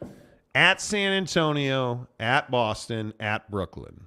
You're not beating Boston on their building. And you're not beating San Antonio. No. I think you'll beat Brooklyn. Although they handled San Antonio earlier in the year. Well. But we'll see. It depends who's playing. Home for the Lakers. It's probably a loss. Home for OKC. Who again? It's this question, and I'm not trying to be nitpicky here, but is JC playing? Is Laurie playing? Are these guys here, or are we mailing it in? Because if they're there, they got a shot to beat these teams. The Teddy Wayman Tile King of Utah game, home for Denver. Loss. It's got to be. At Los Angeles, the Lakers. Loss. Yeah. I don't see any way, unless they just start playing with their groins hanging out of their shorts. Yeah, unless these guys decide to come back and, play basketball games. I don't see how they make the playoffs. Think that's HIPAA? I don't see how the Yaz make the. I think the record, dude, their schedule is just bonkers. And then there's Minnesota, your favorite team in the East, Jake. Right? Yeah. Here's the real question: how good is Minnesota? Because tonight they're at the Knicks, then it's Atlanta at home, at Golden State, at Sacramento, at Phoenix. Ooh. Yeah. Home for the Lakers, home for Portland, at Brooklyn, at San Antonio, home for New Orleans. I think they're making the playoffs. Yeah. I do. Yeah, I mean, think that schedule is pretty straightforward. I think tonight's a big one. Yeah. I just think the Jazz and OKC, their schedule, I just don't think the Jazz want it bad enough right now. I think that you have too many situations where you're like, yeah, we're not rushing Laurie back. We're just not. And I don't even disagree with that with Laurie. We're not going to rush Laurie back. Like, the JC thing kind of bothers me because he shouldn't even be here. So the idea that he's here and you're paying him to not play basketball games right now kind of annoys me. But either way, I guess. Yeah. We'll see. I don't know. Kurt Meyer says, also watch Puerto Rico versus Mexico as my wife is a Boricua. Okay, what does that mean? I don't know what that means. Eminem says the lottery Jazz. Brent Burnett says Wolves lose many games down the stretch. We'll see. Yeah. But I mean, the schedule for the Jazz and the Thunder, just, throw your balls in a Vitamix. Dude, it's not good, man. It's so difficult. It's so difficult. Boyd Lake says, guys, foosball at 50 in 8 minutes. We typically don't do football at 50 in the last segment of the show. Yeah.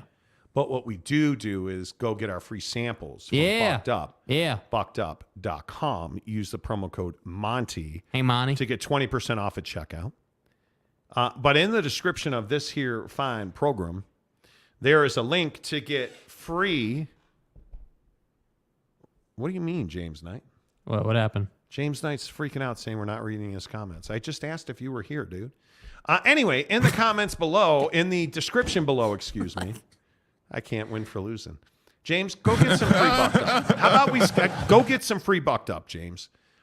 Click the link, free samples. You get 3 free samples. Pre-workout, electrolytes, greens, you name it. They've got it. You need just some simple energy, get a free sample. You need some BCAAs, get a free sample. You need some pre-workout, LFG, get a free sample. By the way, they also give you a free shaker cup. Yeah. The best shaker cup in the business in the link below from Bucked Up. And it's free. Yeah. You get 3 free samples and a free shaker. It's free. You don't have to pay for it. Bucked Up is awesome. They're a great partner. They've given all of our listeners free samples, no matter where you're picking us up, from Australia to New York, Florida. I know we're big in Los Angeles these days. Mm-hmm. I know New York, New Jersey, Pennsylvania, Massachusetts. We love you all. Yeah. Go get free samples. Do it. Try it. In the description below, let us know what you think. And if you've already got your Bucked Up, tweet it at me. The Monty Show. Stay hard. MONTY, The Monty Show on Twitter. Okay, Thanks to Bucked Up for our official energy partner. Now, without further ado, James Knight would like to know. He says, scroll up. Why are you laughing? Scroll up. OKC. Why are you bypassing me? Okay, we're scrolling up here. Scroll up. We're going to continue to scroll. Way up here. We're going to continue. James Knight, if OKC swapped out their jerseys and replaced them with Laker jerseys, the media would be wetting themselves. Okay, right? Because James, the Lakers would only wear purple and gold. They wouldn't wear the OKC jersey. James. Quick question, man. Now, I know that you do a lot of farming and whatever you do. Oh, God. You made us scroll all the way up for that comment, bro? A comment about jersey swaps? About people wetting themselves. Bro, come on now. I know you. You've been a long time. I know you got more quality than that. Come on now. People would be wetting themselves. Stay hard. As somebody who has actually wet myself, that's probably not accurate. Don't touch me there. That's probably not accurate. And yeah, no, it's not. McKenna Tech Dan says your birthday gift was delivered today for you to use in your Bucked Up promo tomorrow. Really? I'm not aware of what that gift is. So, and where was it delivered? Yeah. We'll have to check that out. Gary, we need to shorten the NBA season to 60 games. One home leg and one I'm not here for it. The NBA season. Not here for it. Don't give me that crap take, dude. Gary, I love you, bro, but I'm seeing way too much of this. Don't talk to me about shortening a season. If we shorten the season, it takes away from LeBron's legacy. It takes away from these guys. It takes away from John Stockton's legacy. John Stockton was one of the most durable players the NBA's ever seen. So if we're going to start chopping down the season, what's next? Like, what else do you want to change? Like, the longevity of the season is part of the challenge, man. Like, I really hate the whole, the season's too long. Okay, well, you know what? Maybe it's too long for you then. I don't know, man. Like, the longevity is part of it, dude. Bro, we need a pitch clock. Yeah, why don't we get a season clock? Should we just count down from 1,000,000 seconds? Like, come on. Once the season's over, pay 26 games, play 86 games. That's what it is, what are you bro. talking about, man? Some people pay more games. Damn. Boyd Lake says 60-game season only hurts the fans. Yes, it does. Dylan Brooks could be the biggest villain in the NBA. I hope somebody slaps him in the face with a dead fish. Dylan Brooks, I agree with what Draymond said, or maybe Klay Thompson said it. When Dylan Brooks is done playing, nobody will remember you. Facts. Nobody. Because you're a hack, dude. You and Desmond Bain, who walks around slapping guys in the bag on the floor because you think it's funny. It's not funny. You're a dick. Yeah. And nobody likes Bonnie, you. please. You're the guy that everybody hates unless you're on their team. Yeah. And even then they hate you, but they tolerate you. That's what I'm saying. Jet Wayman, the tile king of Utah, says, I love the NBA being 82 games. Me too. Yeah. Jeff Johnson, shortening the season. What's next? Free throw clocks? That's what I'm saying, dude. Exactly. Brooks reminds me of Rodman. Well, he pushed a cameraman the other night. You know. Gary says, that's fair. I don't disagree with your points. I was mainly thinking of all the injuries as of late. Well, there have been a lot of injuries. Doesn't have anything to do with the length of the season. Okay. 82 games. Dudes are just weak nowadays, not playing 82 games plus the playoffs, yeah? Which is amazing about LeBron because he spends millions of dollars on his body. Yep. McKinley Cutler, the cookie king of Utah. I mean, the Boston game was supposed to be a lose. Maybe the Jazz will surprise us. Maybe. I'd love to see him get in. Maury Alvarez, our fine Floridian. We have a shirt for you, Maury. I was like, why aren't you reading my posts? But then I realized I deleted them before hitting send. Also, smart tactician. How many times today did I hit delete before I sent an email? Many. Repeatedly. Awesomeness. Yeah. A lot. Delaric says the only sports that need to be shortened is baseball, and that's only down to 156. Stop. God, why do so many people hate baseball? Here, let me help you out here, okay? Let me help you out. Yeah, God, can you hear me? Knock, knock, knocking on heaven's door, God. Oh, hey, Babe Ruth. How are you, fat ass? I don't understand this whole thing where people are like, oh, need a pitch clock. So we went to spring training last week. Yeah. The pitch clock ruins the game. Absolutely. It ruins the game. Like, we were waiting in line to get a Chicago-style hot dog sandwich, and we missed 2 innings. Yeah. Because bats are taking 30 seconds max. Literally. It's not enjoyable. I don't like the pitch clock at all. Aaron Wilson says the other day it was users only chat. No, sir. The proper nomenclature is members only. And I will not hesitate to do that again. Aaron Wilson says, I can talk today. Wow. What's up, everyone? Hey, can someone gift my guy a membership, please? Yeah, please. Please, dude. Aaron Wilson says, troll Utah fans. Hey, there you go. Right. See? That's what I'm talking about. Boyd Lake. Chicago-style dogs in Phoenix are legit. Dude, yes, I they ate are. the hell out of Portillo's. Yes, we did. By the way, it is Portillo's. Stop. Dude, there were like 3 people at the spring training game where I heard them said, oh, it's Portillo's. No, it's not. It's not Portillo's, dude. It's Portillo's. I'm jerk. fat. I know how to pronounce food. Gonzaga. Pricks. I'm kidding. Again, this has been happening more and more and more. Yeah. By the way, why do you guys DM me during the show? Oh, hey, man. I'm gonna DM because I don't want the take to be on the show, okay? Hey, man. I didn't want to say this on the air. Well, then don't say it offline. If you can't say it on air, do not DM me because I will not. I get 1,000 DMs a day, by the way. I also get this guy. Hey, bro, I don't know what I did to you. Why aren't you reading my fucking DMs? Jackass. Yeah, I got valuable information. Everybody is outraged. Look, man. I saw Cam Rising at the Maverick Adventures Last Stop. I saw him there. He's fine. Hold on. I think we have some gifting happening here. Oh, we do? I think. Do we really? Do we? I have no idea. Yeah. Teddy Wayman gifted 1 Monty Show membership. Yes. Come on, dude. Pick it up. Come on, Aaron Wilson. Yeah, pick it up. Come on, Aaron Wilson. Come on, dude. Come on. Dude, come on. Pick up the membership, Aaron. Come on. Don't be a hack. Pick it up. Come on. Let's go. Pick it up. Guns up. Let's go. I'm waiting for you. Let's go. I've already pulled out the drop. Let's go. Pick it up.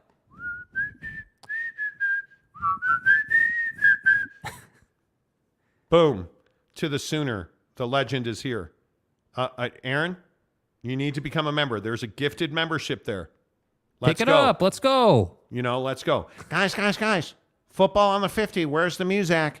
Well, the Muzak. Well, by the way, nobody commented on the new open. I'm literally offended. This is the Monty Show, the truth in sports talk streaming. Like, come on. When you want unbiased opinions about your favorite team without the spin, All you have to do is find The Monty Show, streaming live and available 24 hours a day, Bro, 7 days a the week on headbanging. YouTube. The headbanging And now, is amazing. Here's Monty. Hey, that's me. Hey, How Monty. are you? Hey, Monty. Hey, Monty. All right, before we get out of here, can we talk about Vladimir Putin? So we did a short on Vladimir Putin earlier today. 2,000 of you watched that short. 55 of you liked that short. So we need to talk about Vladimir Putin and his body double. Why do dudes do this? Like, I don't know, but wait a minute. Hold on. Aaron Wilson says, the Monty Show, you have an actual legend in Big 12 Oklahoma fan and boom at the Sooner in the chat room right now. okay, why is this person a legend? I have no idea. I'm not questioning that they're a legend. there I'm it just is. curious why. Boom to the Sooner says, Lincoln Riley said he wasn't leaving OU the very day before he left OU. Yeah. It means not, well, that's what I'm saying. Yeah, that's what I'm saying, dude. I mean, they can say whatever they want, You know. Yeah. I'm just saying, you should, and you still haven't accepted the membership. Yeah, dude, Aaron, come on, bro. I literally am getting you a free membership right now. Warren Boyd. Oh, gotta pull it out. Let's go. Let's go. Warren Boyd's a member of the program. There we go. Aaron, you're still not a member of the program, bro. Thomas Guest. Let's go. He took your membership that Teddy Wayman gave you. Boom. There are 4 left. Let's go. You know. Seriously. Yeah. Seriously. Yeah. Can we please talk about Big Daddy Vladdy? Yeah. Okay. He's probably listening. Right. Do you guys believe that Vladimir Putin actually went to Ukraine? Do you believe that James Harden was a fat ass in Houston before he left? I kind of do. Where are you at? Did Vladimir Putin go to Ukraine? No, he didn't. I think Vladimir Putin knows better than to go to Ukraine right now. I think Vladimir Putin is an expert at not dying at the hand of his own people. I think he understands that there are many people who would benefit from his death. And yeah, he needs to be careful. That's what I think. I think, and again, not right now, but go watch the short we did on this. There's a picture where you can clearly see that the guy in Ukraine's got like 10 double chins and Putin doesn't have a double chin, really. And so to me, it's like, dude, it's pretty obvious that a body double was there, but that's just my take. So no, I don't think he went to Ukraine. I think he sent someone. There's some photos, and I don't know. You guys be the judge. Okay. Now, Big Daddy Vladdy, as you guys are aware, I think we all recognize he has body doubles, right? And there are a couple here that I think are pretty ridiculous. Here's one of his ear. Uh-huh. Now, apparently,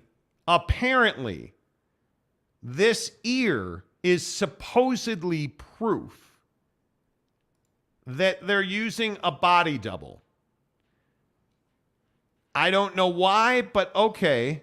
The trip is besieged with region-renewed claims that Putin uses body doubles.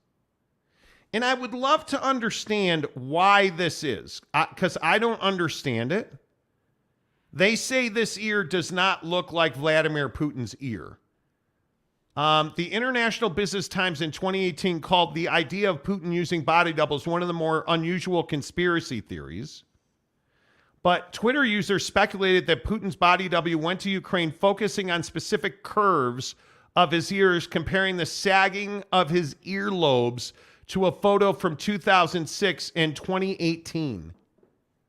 Are you really we're this telling deep me? into it, dude. Yes.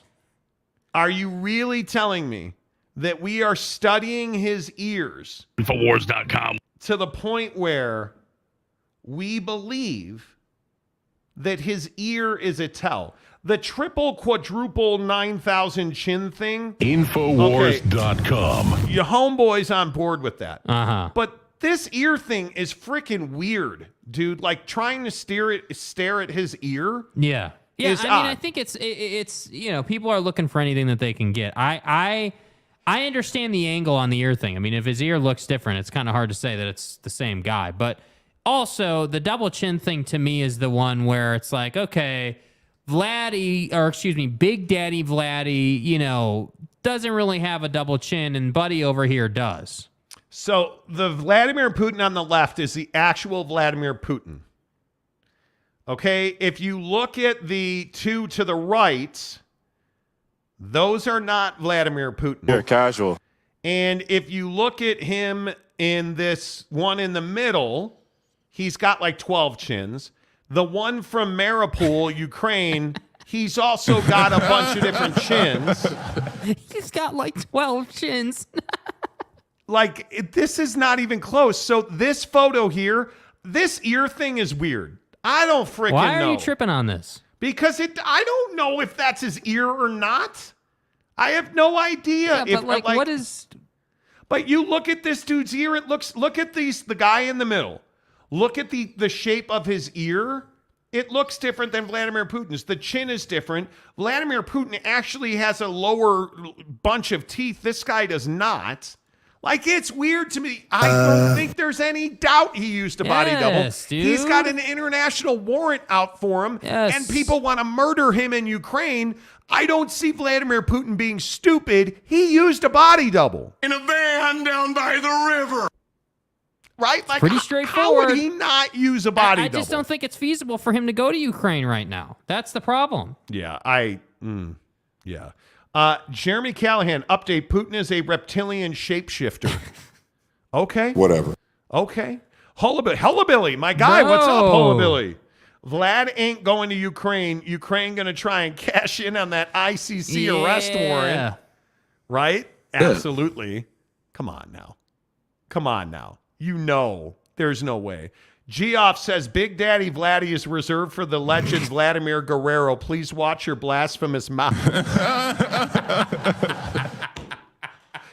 Oh, that's hysterical. Aaron, oh my God, Aaron Wilson. Hey, I'm pulling it out. Here we go. Let's go. Aaron Wilson, member of the program. Love it. Love it. Absolutely love it. Man, you guys are all in on this, on Utah to the Big 12. The fact that people are commenting, whip it out, Jake. Bro.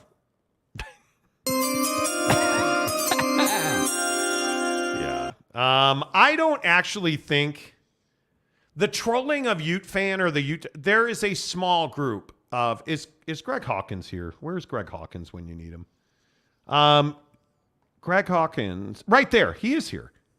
Yeah. Greg Hawkins is what most normal Utah fans are like. Mm-hmm. He's not a troll. He's very fact-based, nice guy.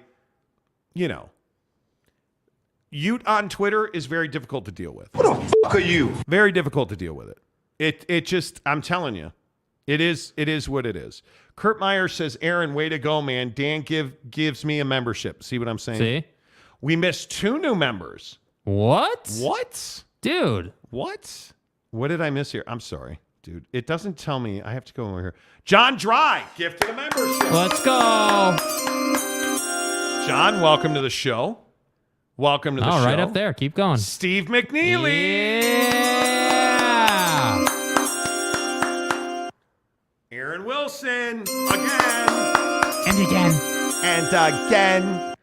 We love it. We absolutely love it. Appreciate you guys doing that. Anyway. There's no doubt he sent a body double, dude. Yeah. Come on. Austin Lewis would love to be a member, he says. Yeah, dude. Well, here's how you become a member, dude. Right here. It's $1.99 a month. Cancel anytime. You can spend $9.99 a month, which gets you exclusive behind-the-scenes stuff in our members-only chat on Instagram. Yeah. It is the best. It is absolutely the best. Yeah.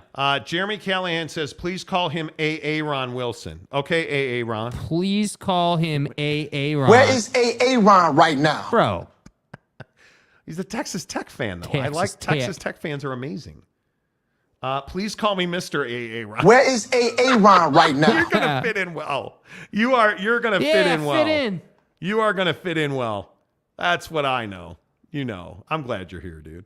Jeremy Callahan says thank you. He used a body double. You're welcome, dude. He used a body double. Okay, wait. Can we get this other guy a membership real quick before we get out of here? Who's that? Yeah, no, the guy that just said he wants to be a member. Where's Buddy?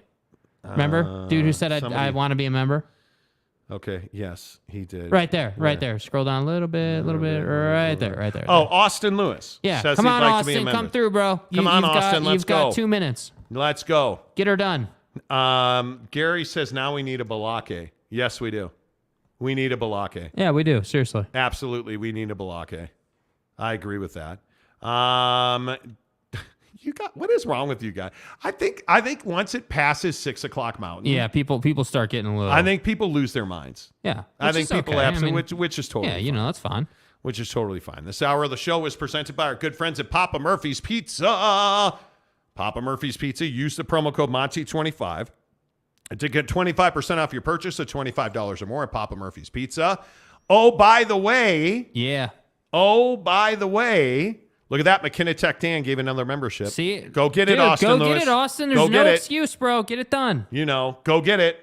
What was I going to say? Papa Murphy's Pizza. Make sure you try the meatball marinara. But right now, they have a double bacon cheddar. Fresh out of Papa Murphy's kitchen, the limited time double bacon cheddar pizza. Actually, it's fresh out of my oven. Dad, it's just an expression. Mozzarella, crispy bacon, and Canadian bacon with nacho cheddar cheese sauce. Now that is an expression. At Papa Murphy's, we make great pizza, so you can make the pizza great. In my oven. Order now at papamurphys.com. And order now by celebrating the fact that Austin Lewis is your Let's go. Let's go, See, Austin now that was a Lewis. master plan and execution right there. Let's go. We knew you needed a moment to get it done, so what happened? Dan, I believe it was, came through Clutch and gifted one membership for you. No, Austin signed up on his own. Oh, he did? Yeah, when it shows up over here. Oh, okay. Austin signed up on his own. Austin. Okay. I love it. You're legit. Way to go, Austin. You're a stud. Good job, dude. This show is so much fun, you guys. Yeah, bro. Good Anybody job, that hasn't hit the like button, please do that. Yeah. Because we're gonna leave now. Yeah, we gotta roll out this piece. We'll be back tomorrow at 3 Mountain. You guys are amazing. Make sure you click the link in the description to get your free bucked up sampler. 3 free samples. Free shaker cup. It's in the description below. Go get it. Costs you absolutely nothing. So many of you have figured out it's amazing, and you get the best shaker cup in the business. Make sure you tell me you heard about it on the Monty Show. Until tomorrow, say goodbye, Jake. Goodbye, Jake.